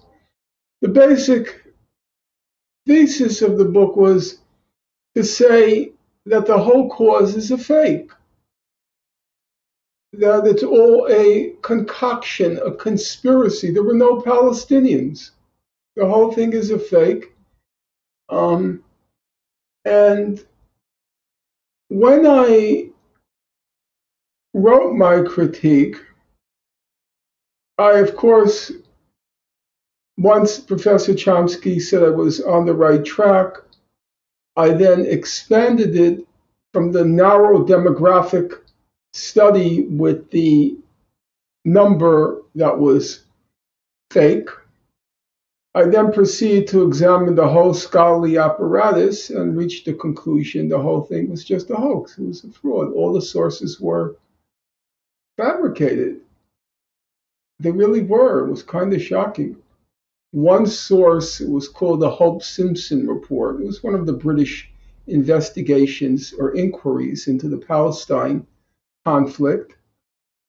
She falsified one paragraph 19 times. 19 times. Yes. How do you falsify a paragraph 19 times? Well, because she kept repeating it in different forms throughout the text as evidence of her claim that there was a surreptitious Arab immigration into Palestine from neighboring countries. And each and every time it was a fake. That was one of the optical illusions of her 1,850 footnotes. A lot of them were repetitious. Once, it was a funny story.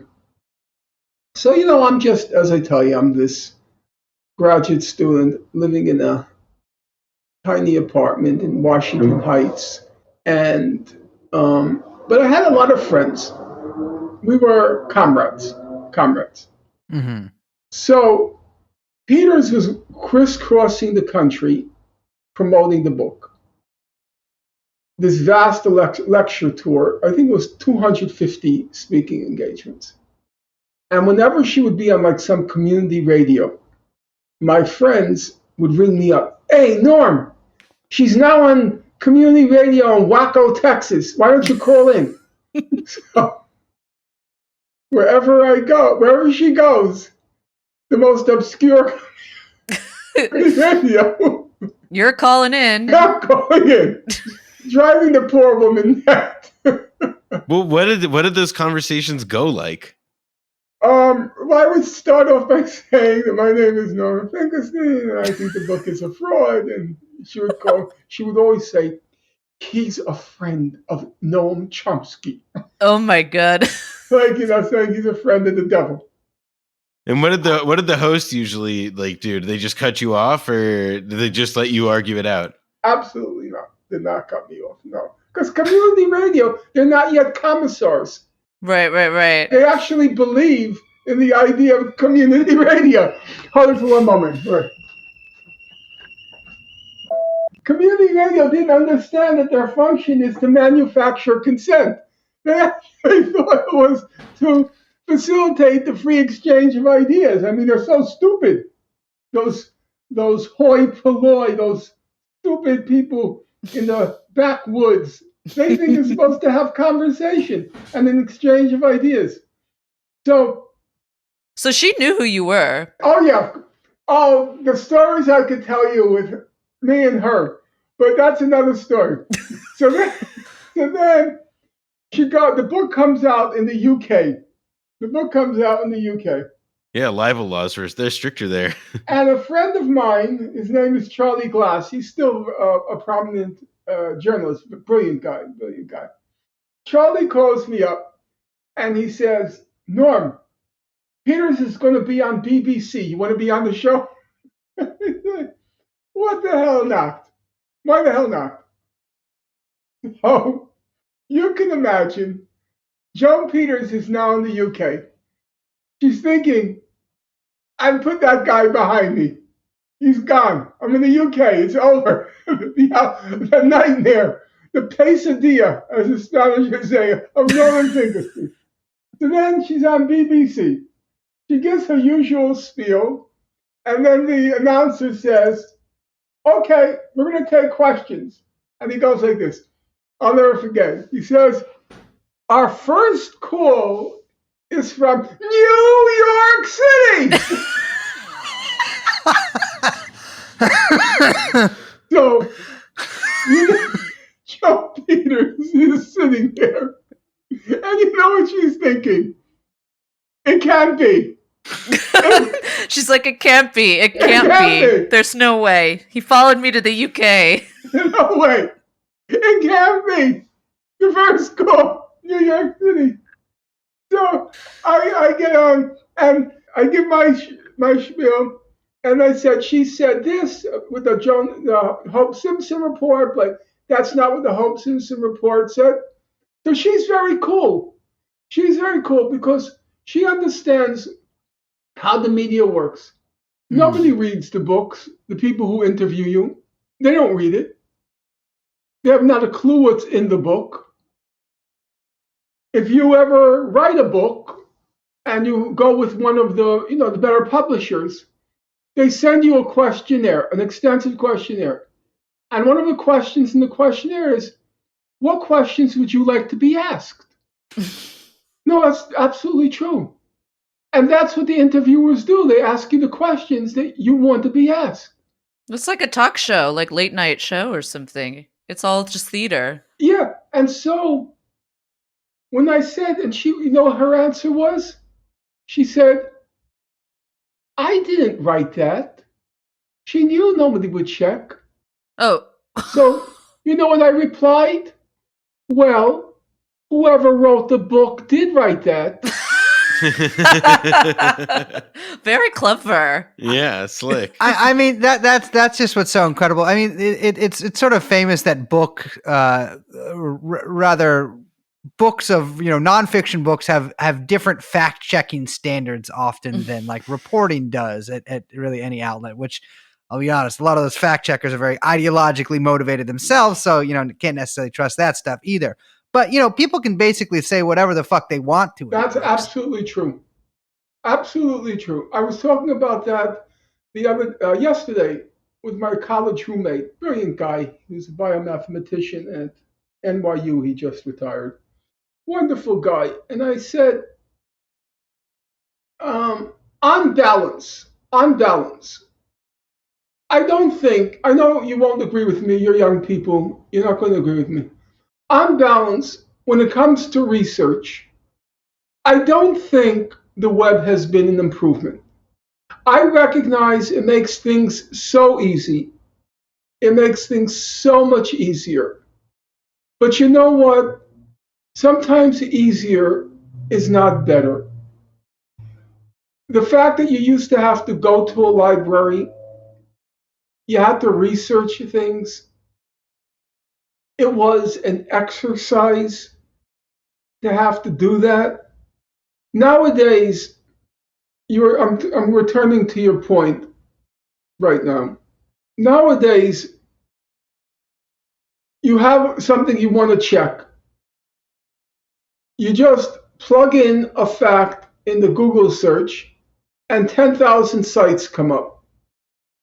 And you end up, for anything you want to state, any statement you want to make, the earth is flat. You can have 10,000 citations in your footnote. The citations are completely worthless, but they're citations. If you ever look at a law journal, it's about 1/4 of text to 3/4 of citation, a footnote. Yeah. Because all they care about is the footnotes. If you can find a footnote for the definite article the, and the footnote for the definite article then you have a Harvard Law Journal article. Just footnote everything. Why do I bring it up? You take the case of Alan Dershowitz. He writes the so-called book. Well, he didn't write it, but whoever wrote it. We'll just say, for argument's sake, he wrote it. He writes the book, The Case for Israel. And, of course, he didn't research it. He's too busy trying to get wife murderers off. That takes time to get OJ off, to get Von Bulow off, to get Mike Tyson. Okay, he didn't murder his wife. He just battered her. Possibly also to get himself off in whatever island he's on. Or it takes time. He's not going to waste time writing a book. So what does he do? He farms out the book, the research, to Harvard undergrads and graduates. Like Natalie, what's her name? The actress? Portman. Natalie Portman. Natalie Portman. Well, I mean, Marty Peretz did the same thing at Harvard to use it as a farm team for the New Republic and for pro-Israel ideologues there. Right, but let me just get to the point here. So Natalie Portman was one of the researchers for the case for Israel. Yes, she was. She used her non-stage name. I can't. It ends with IG. I could get it, but I'm not going to bother right now. I have it right over here. In any case, well, these are Harvard undergraduates. They have better things to do. So what's the bottom line? What happens? I don't know if you ever saw the debate I had with him on this program called Democracy Now! I said, Professor Dershowitz, you're the senior most professor of Harvard Law School. I checked some of your citations. So you have King Hussein of Jordan killed 6,000 Palestinians during Black September in 1970. So I said, I was curious, what was your source? I was just curious, what's your source? So I'm tracing back to the source, tracing back the source. You know what the source turned out to be? Now, it's on tape. You can see me debating him. The source turned out to be a high school syllabus in central Michigan to which they attached a chronology. No, I'm dead serious. It was a high school. I had to check it. And where is this? Where's he getting it from? So I went to here, and then they said, go to here and go to here. Turned out to be a high school syllabus. Then I looked for another source. He says something about, I forgot exactly. It may have also been something to do with Black September. No, it wasn't Black September. It was the hijacking of a plane. I looked for the source. And I said, Professor Dershowitz, I have here in front of me the source. I tracked it down. It's www.sonypictures.com. I said, you're a Harvard professor. www.sonypictures.com. You know what he replied? Go watch it. He said it was a good movie. Was it the movie Black September? Yes, it was the movie, but that Black September was different than the Black September in 1970. That was the Olympics Black September. So that's what the web did. Mm-hmm. You see, the web enabled you, because of those search engines, it enabled you to document, footnote, cite anything with no quality control. I mean, but you had to deal with that. It was the same problem, was it not, like two decades before with Joan Peters and her book? And, she had lots of citations, and that was bullshit. In her case, it's different. She falsified the sources, and it was easy to demonstrate. This, with the web, you have a source for everything. You do. You can have any statement you make, you can find a source on the web now for anything. And it significantly lowered, in my opinion, the scholarly content of books. Because the books would now have, for any statement, it would have like 20 citations, because on the web you can find, you can find literally you can find 40,000 websites that say Norman Finkelstein is a Holocaust denier. I know, I'm behind 39,000 of them. It becomes a fact. It's been, I want to tell you, in my opinion, and I'm a part Luddite, but I recognize things that do make life easier. It's actually been, in many respects, it's been a complete disaster. Let me just tell you another example with my work, trying to find a job. You go into a room, you meet somebody. You're talking to them. Literally, as you're talking to them, they're Googling your name. They're Googling you as you're talking to them. And then up on the screen comes 40,000 websites, Finkelstein Holocaust denier. What do you do with that?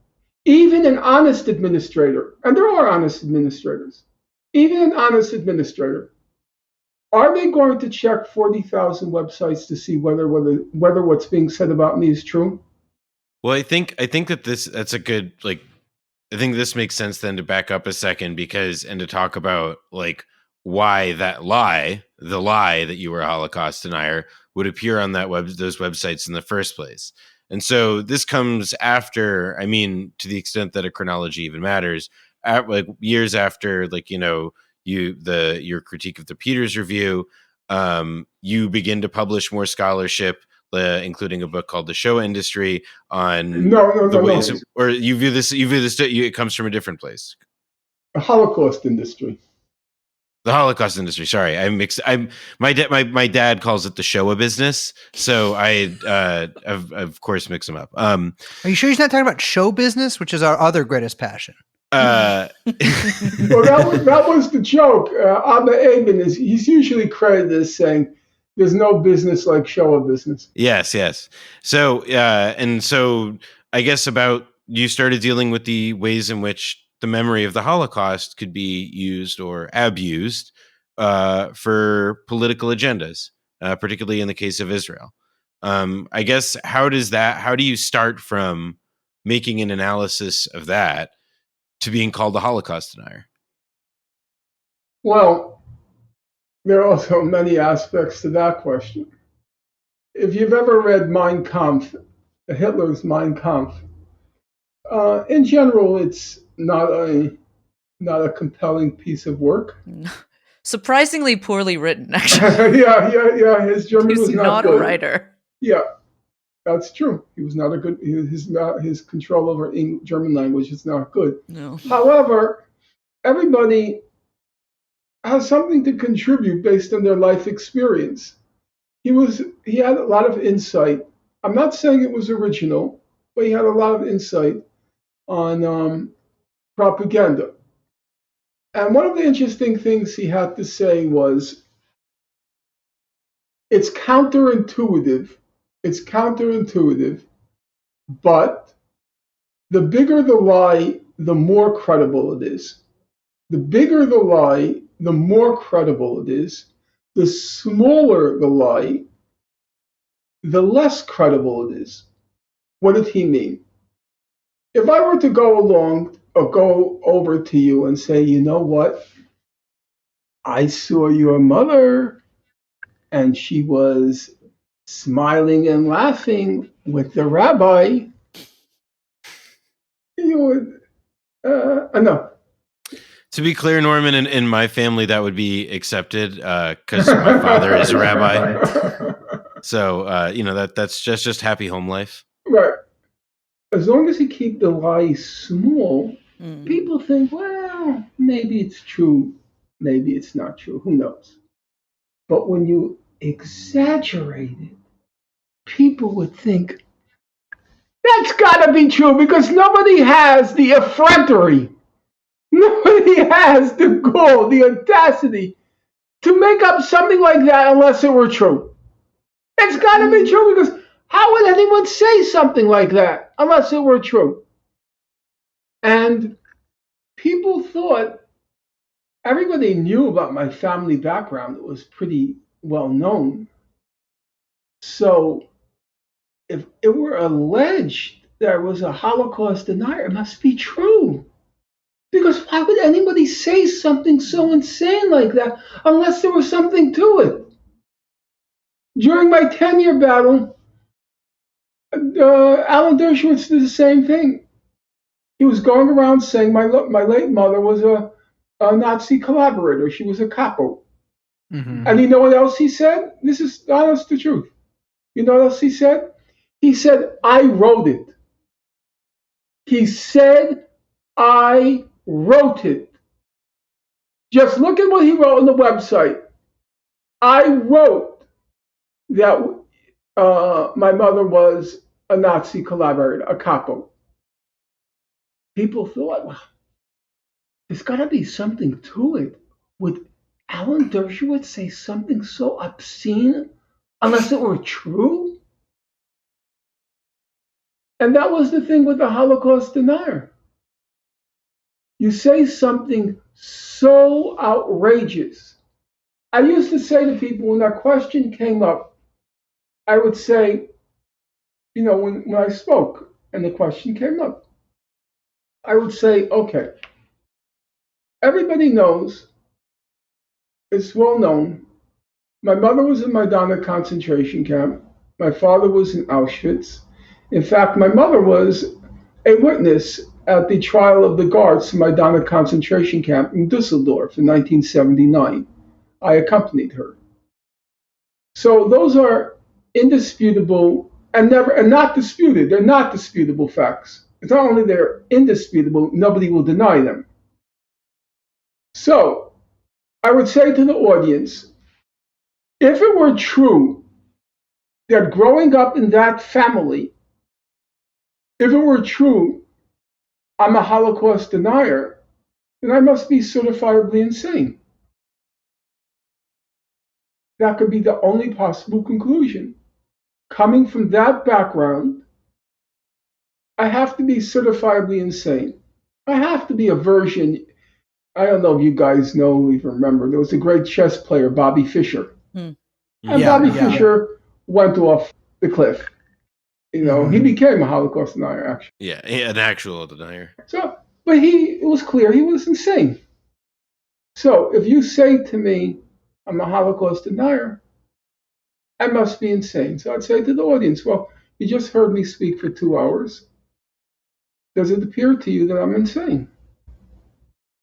It was breathtaking. I didn't honestly, I'm as you can see, I try to be candid. You asked me about my relationship with Chomsky. I didn't say, oh yeah, we're best friends and we're best. No, I said, no, we're not. I try to be honest about things. I didn't really care, personally, because it was so ridiculous. I'm not going to sort of like try to prove I'm not a Holocaust denier. Yeah. How do you prove that? Completely lunatic. However, there is a caveat. I have no doubt to this day, and I'm being literal. I'm not being hyperbolic. I'm not being poetic. I'm being literal. After Professor Dershowitz said publicly that my late mother was a Nazi collaborator, I know my mother. She loved me to death, too much. The doting Jewish mother. I was the youngest son. The whole deal. However, as much as she loved me and barely let me leave the house for fear that, a brick might fall on my head.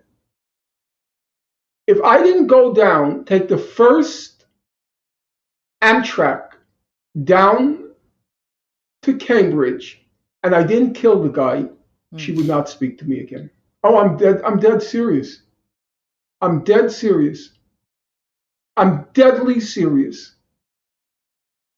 When we were in the trial in Dusseldorf, without going into the details, it turned out that at night, when the trial was over, the guards were released, the guards from Majdanek camp, the defendants, they were released on their own recognizance. Very common in those kind of trials. They just walked out of the courthouse with us. And one night, I was walking down the street of Dusseldorf after the day my mother gave her testimony. And on my left side was my mother. The right side was one of the guards, the worst guard in my mother's recollection. Her name was Birgitta.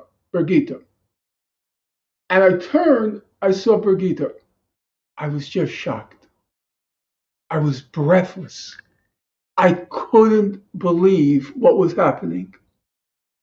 She's just walking near my mother. I wait for Birgitta to be around 100 paces down from where we were. And I turned to my mother and I said, Mom, do you know who that is? And my mother squinted and her eyes just blew up. Birgitta? I said, yeah. I said to my mother, "You want me to get her?" And my mother just went into a kind of, she was transported mentally. She started screaming, "Get her! Get her! They think we're sheep! Get her!" Without telling you what followed, what ensued, I know that after what Dershowitz did, my mother would never forgive me if I didn't exact revenge for what was done. And I didn't. I got into a big back and forth with Elena Kagan, who now sits in the Supreme Court, Yeah. because she was at that point the dean of Harvard Law School. And he posted that about my mother on his official Harvard Law School website. So I contacted her and I said, "Do you have any limits on what you allow on your website, on our website?" She said, "Yes, we have limits. They're very broad limits." So I said to her, "I have two questions. Question number one, do you have any evidence whatsoever that my mother was a collaborator with the Nazis?" She refused to answer that question. So I said then to ask her again, "Do you have any limits?" She said, "Broad limits." So I said to her, "Okay, let me ask you a question. Here's my question. If somebody posted on their website, Harvard Law School website, that your mother was having an affair with the rabbi, would you take it down? Or would you leave it up because of broad limits?" Now I ask, what's more disgusting? To say your mother is having an affair with a rabbi, or to say that my mother, during World War II, collaborated with the people who exterminated her mother, father, two sisters, and brother? They ended up in gas chambers. Are you saying my mother collaborated with the people who exterminated my family? So she replied through, oh God, my memory. Probably my memory doesn't want to remember. It's all written down. But I don't doubt that. She replied, "I don't think we'll have anything more to do with him after what he said, about the rabbi, the thing with the rabbi." That was really all I did. That was all I did. I did nothing, Yesterday, Justice Kagan swore in the new Vice President of the United States. Yeah, Justice Kagan. That's a bitter taste.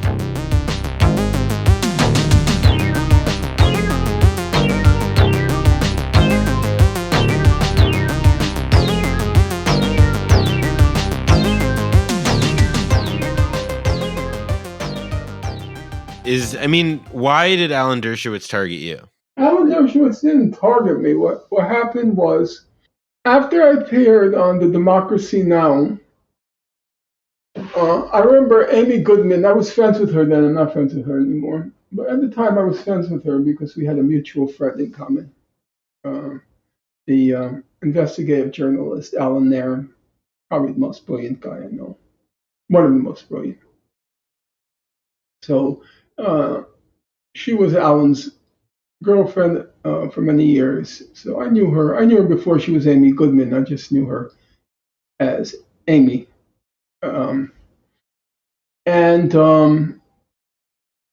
She called me up afterwards, and she said, and I'm calling her, I remember the words well. She said, "Norman, be careful.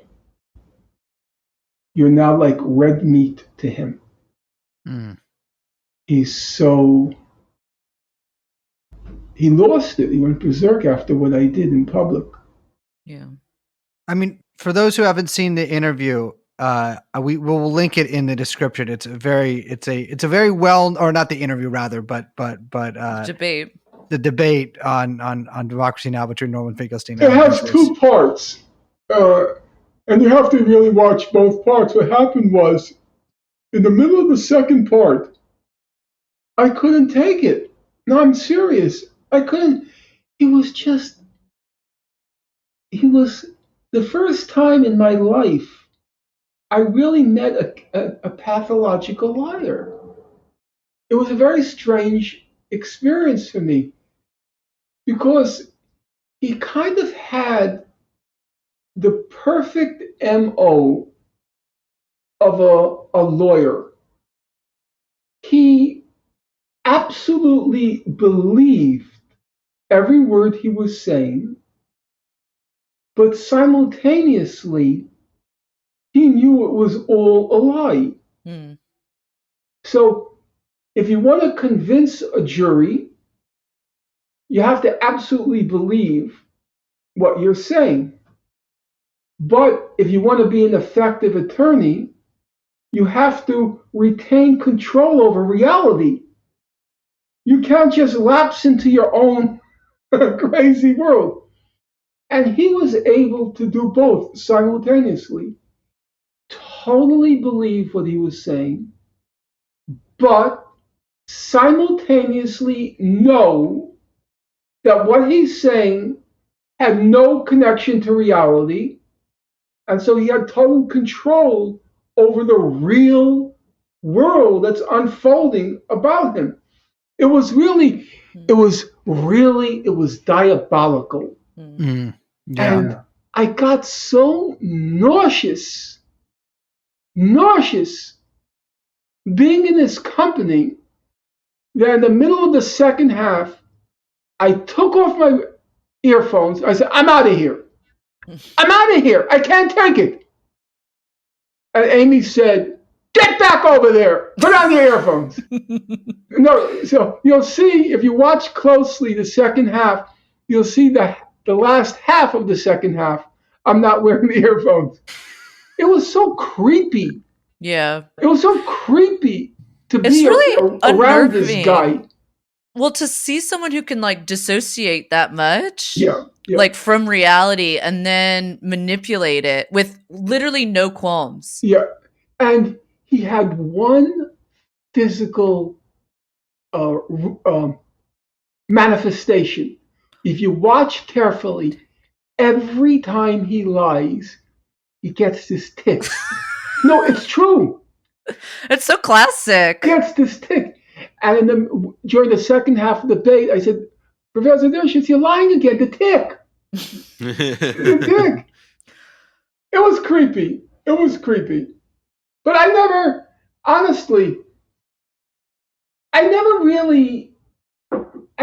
really got angry at him because, and you may not like the analogy, but for me, Alan Dershowitz was like Michael Jackson. He is what he is. There's a pathology there. There's a definite illness there. Alan Dershowitz effectively killed his first wife. Yeah. And he's carried that. It's been the skeleton in his closet. And there's a pathology there. There's an illness. It was like with Michael Jackson. I never blame Michael Jackson. Michael Jackson is who he is. He had a mental illness. He couldn't control it. And he was abused. It's pretty well documented. Even whatever it wasn't him. It was everyone who enabled him. It was everybody who knew what he was doing, but wouldn't say, Michael, I'm not supporting you anymore. What you're doing is wrong. Either you get help or I call the police. Nobody would do that. Johnny Cochran was negotiating $15 million settlements with the kids' parents. And that's what a lawyer is supposed to do. No, you stupid fuck. That's not what a lawyer is supposed to do. Aren't you a father? Aren't you a human being? You have children? Why didn't you turn to Michael and say, I don't want the money? You have to turn yourself in or I'm turning you in. Mm-hmm. You know? That was the problem. All these kids now who are complaining they were abused by him, hey, folks, I have no sympathy for you at all. You shouldn't be suing the Michael Jackson estate. You should be suing your parents. You should be suing your parents. You're telling me that your parents did not know that there was something fishy here, something awry? Have we really forgotten when he made the Thriller album and when they had the song Beat It? And whenever he did Beat It, he was ejaculating? Your father didn't know that? Your mother didn't know that? Why were they sending him over, you over at night? My parents wouldn't have done that. You want to stay over at Michael Jackson's? Oh, no, you're not. I want to go to Michael. No, you're not. Smack 1, smack 2, smack 3. And my parents were not averse to smacking. You're not staying over at Michael Jackson's. He's a freak. The parents wanted the money. They wanted the fame. Same thing with Dershowitz. You think they didn't know? They didn't know about him? They call him a civil libertarian. I know his career. I've studied it. I'm serious. When I got into problems with Dershowitz, I sat down and I read through the whole record. What's his claim to civil liberties? 1970s. He was a great supporter and advocate of pornography. First cases defending I Am Curious Yellow. It was the first pornography case, movie that came to the United States, a major case. Then he defends Deep Throat. Then when Linda Lovelace sues Harry Reams for abusing her on stage, who was Harry Reams' lawyer? Who was the lawyer? Alan Dershowitz. Who was the lawyer for Klaus Van Bülow? Alan Dershowitz. Who's the lawyer for O.J. Simpson? Alan Dershowitz. Who's the lawyer for Mike Tyson? Alan Dershowitz. You fucking Harvard sacks of shit. You didn't see anything there? Nothing occurred to you? Nothing occurred to you until Alan went astray. He defended Trump. Then Martha's Vineyard is very upset. All the woke sacks of shit at Martha's Vineyard. Now they're upset. Yeah. Nothing else before. That he was lying through his teeth about Israel for his whole adult life. That he was a main defendant in the cases where Palestinian detainees claimed they were being tortured by Israel. And he was the one that went in the witness stand and said it's not true. Israel doesn't commit torture. That was never a problem for you. That he destroyed my career. Oh, who gives a shit about Finkelstein? He's at his third-rate school. You know? None of that bothered them. Only that he ended up supporting Trump. That's the only thing that upsets Martha's Vineyard.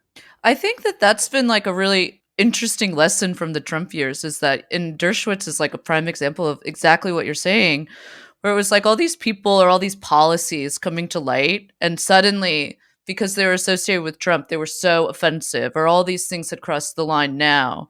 But they, just like you said, Dershowitz has been a fucking piece of shit slimeball his entire career, his entire life. His whole adult life. You know who his other cases are? There was a Rabbi Bernard Bergman. Bergman had this nursing home empire. He was a phenomenally rich rabbi. And it turns out the residents in the nursing homes were all being tortured. Who was Bergman's lawyer? Alan Dershowitz.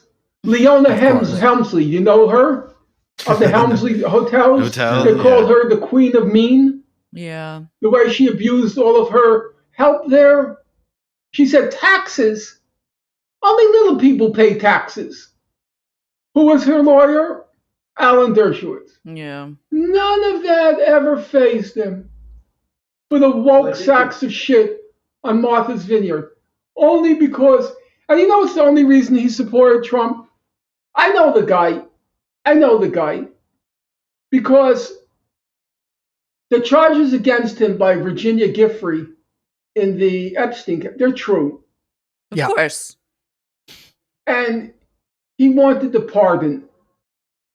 He thought that if push comes to shove, wait, hold on for one moment. Hello? Yeah, I'm doing an interview. I'll call you back when it's over, okay?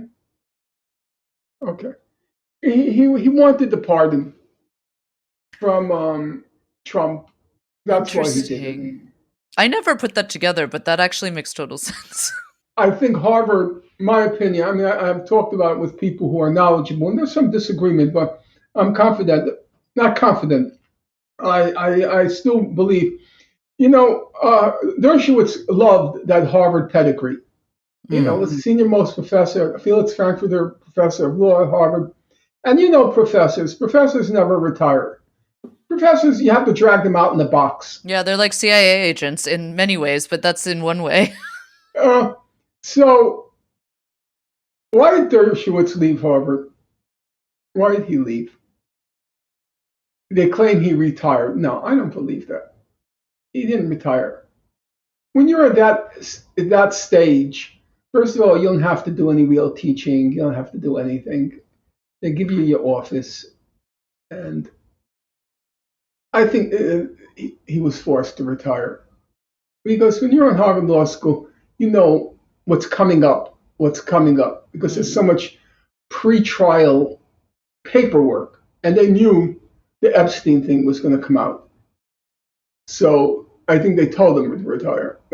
That's my opinion. Well, he facilitated all that money that Epstein donated to the school. And the other thing, too, about Virginia's charges against him, every single other person that it has been sort of not litigated, but investigated that she's accused of doing it, outside of one mistaken identity that she had, which she later corrected, has been proven true. And so with Alan Dershowitz, I mean, it's not exactly like she's telling fucking ghost stories over here, talking about Martians or anything. It's a very believable story. And Dershowitz does something that is very smart and very lawyerly, in which he says, produce the video evidence, knowing damn well that it's not like CNN can show a video of a child having sex with, an adult on prime time or anything, but also that a lot of that evidence is probably locked up.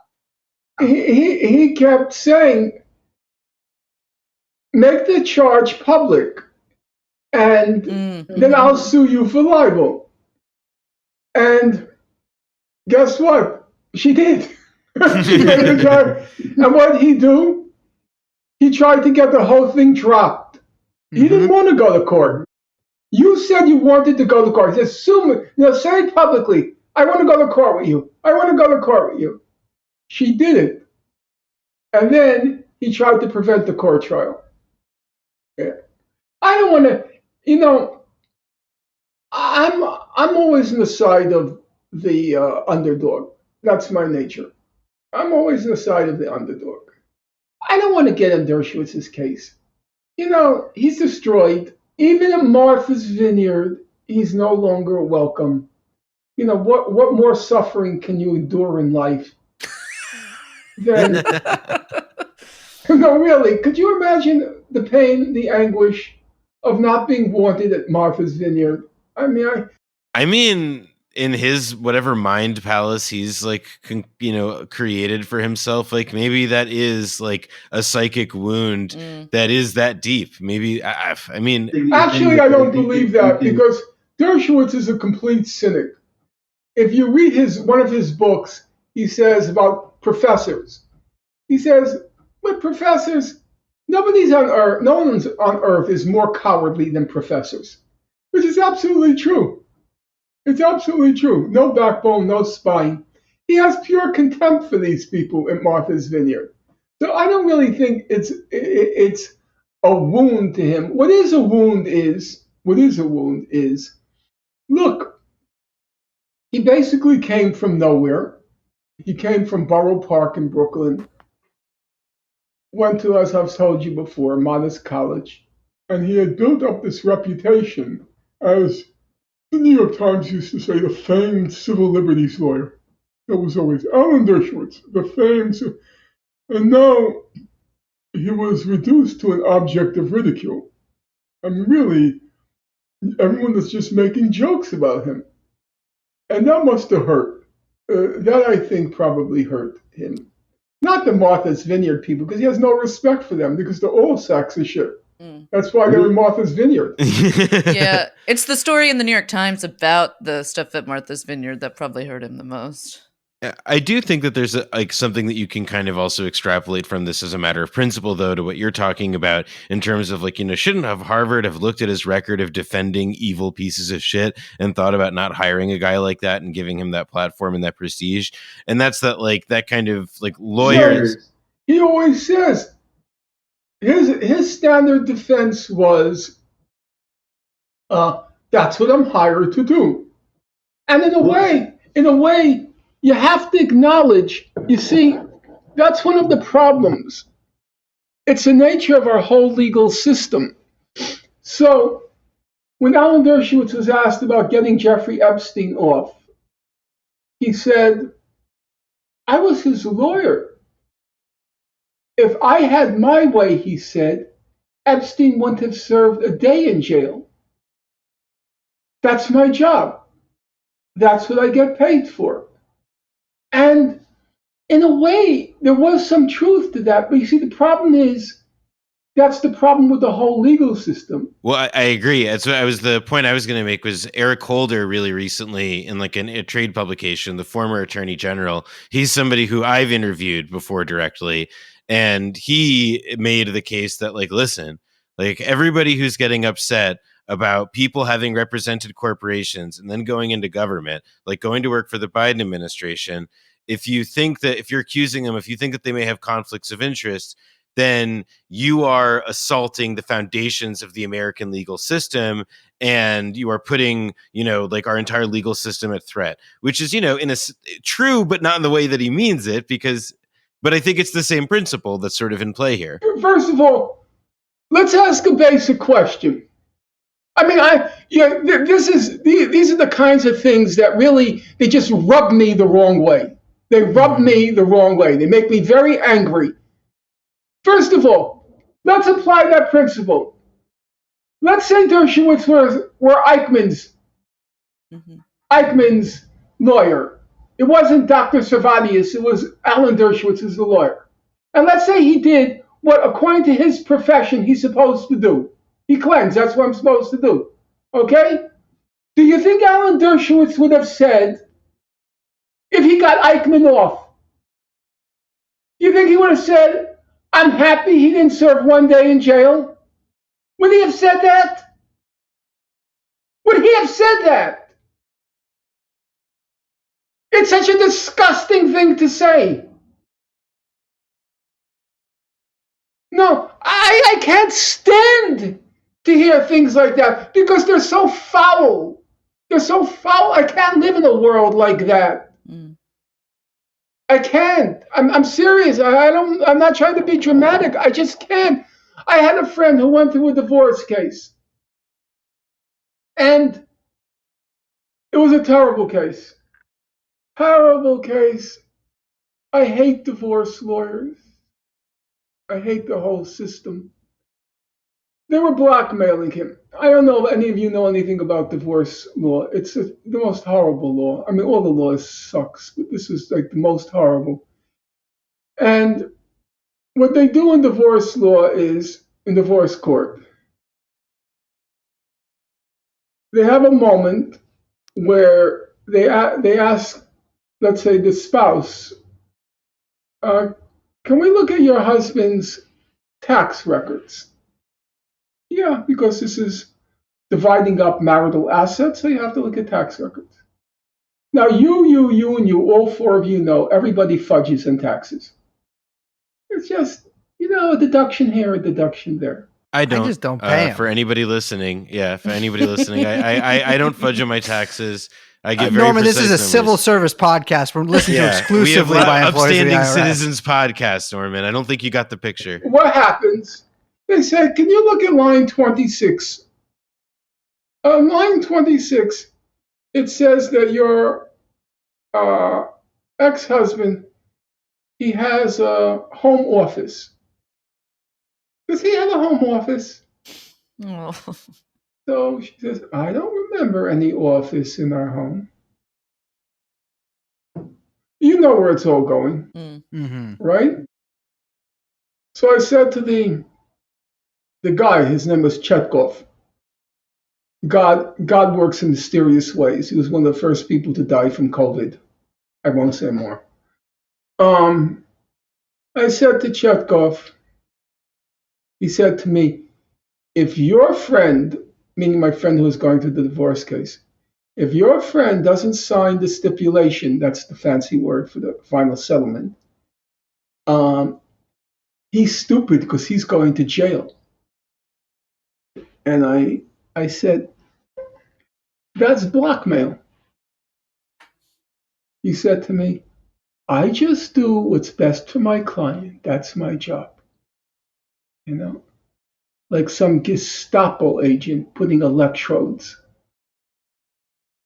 on the person they're interrogating. I just do what's my job. You know, that's how I felt with Dershowitz. I just do what's my job. My job is to get him off. It's like that logic taken to its most like grotesque possible extreme. So what does that mean? You're happy that Jeffrey Epstein can go on molesting little girls? That's the consequence. Well, that's the way our judicial system works. Yeah, fuck you. Yeah. Take your judicial system and shove it up your fucking ass. No, I can't even stand to hear this stuff. Yeah. I can't stand. It's like you have no conception. You have no conception of what you're doing. You mean you want to get Jeffrey Epstein off without one day in jail so he can go back to doing what he's doing. And you have no moral qualms, no reservations, no doubts, because I'm just doing what's my job. Fuck you. Fuck your whole legal system, which nauseates me. Every word you ever hear about the legal system, if you've ever gone through it, and I've been arrested many times, I spent many nights in jail. Every word you read about in your classroom is a lie. Right to a speedy trial? Oh, sure, very speedy. Very speedy trial. After 5 adjournments, and you're paying the lawyer $400 an hour? Mm-hmm. Oh, yeah, speedy trial. Right to defend yourself? Try to defend yourself in court. I've tried. I teach law. I teach international law. I teach Supreme Court law. Try to defend yourself in court. Try. The judge is ready to throttle you. You're defending yourself? You're defending yourself? Habeas corpus? Really? Habeas corpus? Oh, yeah, that doesn't exist. No, that's habeas corpus is fake in America now. How comes I got arrested twice and in the end, all the charges were dropped against me? Where's that with habeas corpus? I spent 17 hours in jail. Can you tell me where's that connect with habeas corpus? Everything is a lie. Everything is a lie. It's just, you have to experience it. I said once, no one should be allowed to be a lawyer. No one should be allowed to be a lawyer until they have gone through one day of the system. From the moment you get arrested. Oh, yeah, then the right to attorney. Oh, yeah, you have a right to an attorney. Sure. It happens that the attorney, the public advocate, also has 86 other cases on the same day as yours. So your attorney, if you're lucky, the attorney knows your name.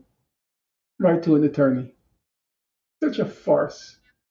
But when I hear the justifications, the piety, well, if you don't like that, then you want to get rid of our whole legal system. No, Eric Holder, you're a fucking sack of shit. You're always a corporate lawyer. You came in here for a few years in the Obama administration to build up some cachet so that when you get out, you can be a nice influence peddler. Nobody forced you to work for a corporation. You chose to work for a corporation. So why shouldn't it be the case that if you work for a corporation, then you can't be attorney general? I don't see a problem with that. You can do a lot of other things. You're making $10 million a year, literally. So I think you should be disqualified from attorney general because it's influence peddling for people with power, for people with power. Yeah. Oh, the whole judicial system. Take you fucking sack of shit. You were a sack of shit before Obama appointed you. It's complete fake. A complete fake. So he took in Holder because Holder would do the right thing. Holder would do not to prosecute anyone who was responsible for the meltdown in 2008. He knew Holder would not prosecute anyone. Not prosecute anyone who was responsible for torture under the Bush administration. He got the right guy. One sack of shit hires another sack of shit. And then they get so pious. They get so pious. The whole judicial system would be jeopardized. As if I give a flying fuck about that judicial system being jeopardized. Like, I won't sleep at night. Listen, Arnold and Porter attorneys, they need your blood and sweat and Don't tears. talk to me about lawyers. Well, I was going to say another system. I mean, the system that functions really similarly in a lot of ways. If you want to talk about bureaucrats who don't really question anything and have, careerist motives, is academia. I would say academia is very corrupt. I wouldn't say, look, I'm not making any defense of academia because they kept me out. I'm not going to defend a system that wouldn't let me in the classroom to teach. But it's not, the lawyering is, in my opinion, it's of a different order how our legal system functions. It's a very depressing sight to behold. Academia, the problem is not the corruption. The main problem is the pettiness. The only true thing that Henry Kissinger ever said, and he probably didn't even say it, he probably stole it from someone. He said, in academia, because he was a Harvard professor, the battles are so vicious because the stakes are so small. Yeah. It's this battle of the egos, right, of very little people. That's what's so contemptible. I'm going to have to check. What time is it? I have to go. Well, it has been a pleasure. So nice to talk to all of you, and I do hope in the course of time we get to know each other. Absolutely. That would be fantastic. That. Okay. So nice, and have a good night. You too. You too. Bye-bye.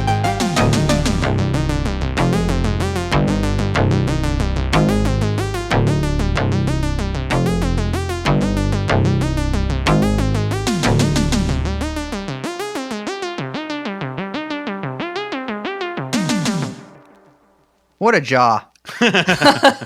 It's very defined. Very defined. As are the man's thoughts and his words. Oh, there you go. Yeah. That's nice. Yeah, my God, that was I have no idea how long that was. I feel like every time we record, even if our episodes are only like an hour long, it takes us 2.5 hours. So Yeah, I I'm have not no sure idea. how long that actually took. I will say, like, we were, after we wrapped the interview, we were talking off recording. Spoiler alert, we didn't just wrap the interview. We took a little time.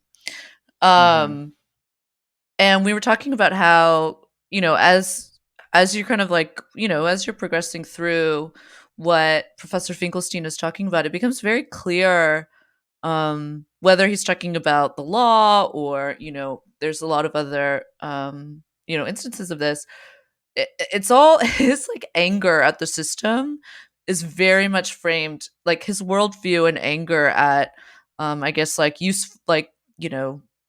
useless bureaucrats who just kind of like follow the rules for their own benefit seems like very much framed by his family's experience and then also echoed by his own experience, which I found very, I don't know, there's something very comforting about seeing such a solid moral fiber, I guess. You know what I mean? Like, it's so clear where his he just has a very, very strong moral code that's very defined, and I really like, much like his jaw. It's rare to see that, I think. Increasingly rare.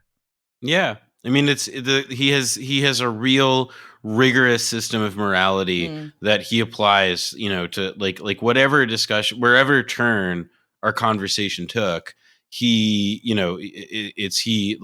his mind approaches it in the same systematic, systematic according to his own, moral order in that same systematic way. And I think it's that fucking refreshing. I mean, it's a special thing. Yeah. I feel like a lot of that rigidity has sort of been lost in the sands of time. Absolutely. Probably since Norman came up. But he certainly has it in spades. My God, it is a guy. It is. No one could accuse Norman Finkelstein of just following orders at any point in his life. I mean, Jesus Christ. Yeah, I think we could all do well to be a lot more like him and apply things as rigorously, whether it's moral codes or what have you, as Professor Finkelstein does. It's a good virtue, rigor. And to stop doing research on the internet. Yeah, go to the library, get some books. It was so cute when he was like, "Oh, I'm a Luddite," and I was like, "Have you? Yeah, you haven't listened to us ever." I'm not sure he's a big podcast guy. No, what are you kidding me? He was telling us before about how much he loves Rogan. Oh my God, Finkelstein on Rogan. Whoa! Oh, that just blew my mind. That was a full body thing. All right. Thank you guys. Thank you guys for having me on. Thank you, Noah, for coming on. Noah, there is no good way to do this, so I'm going to force you to do it right now. I am doing a Patreon every 5 days. I will write something. I will have an interview, written or recorded. But it's basically, like if you like the kinds of interviews that I've been helping Liz and Brace do, and you like the other writing that I do, you can find it at noahcolwyn.com. There's just more information there. And the Patreon itself is called NK Ultra, like my initials. It's patreon.com/NK Ultra. It's a better name. It's a better name than the Patreon deserves at this stage. Honestly, I'm kidding. The Patreon's I was telling him to call it the Daily Noah, which is also very funny. NK Ultra is a much better name. Which is also very funny. I will say he did some very intimate interviews with Dua Lipa, who I hadn't heard of before the interview, and a woman named Dojo Cat, which was fantastic, and various other female songstresses. He did them about 8 months ago, which is what.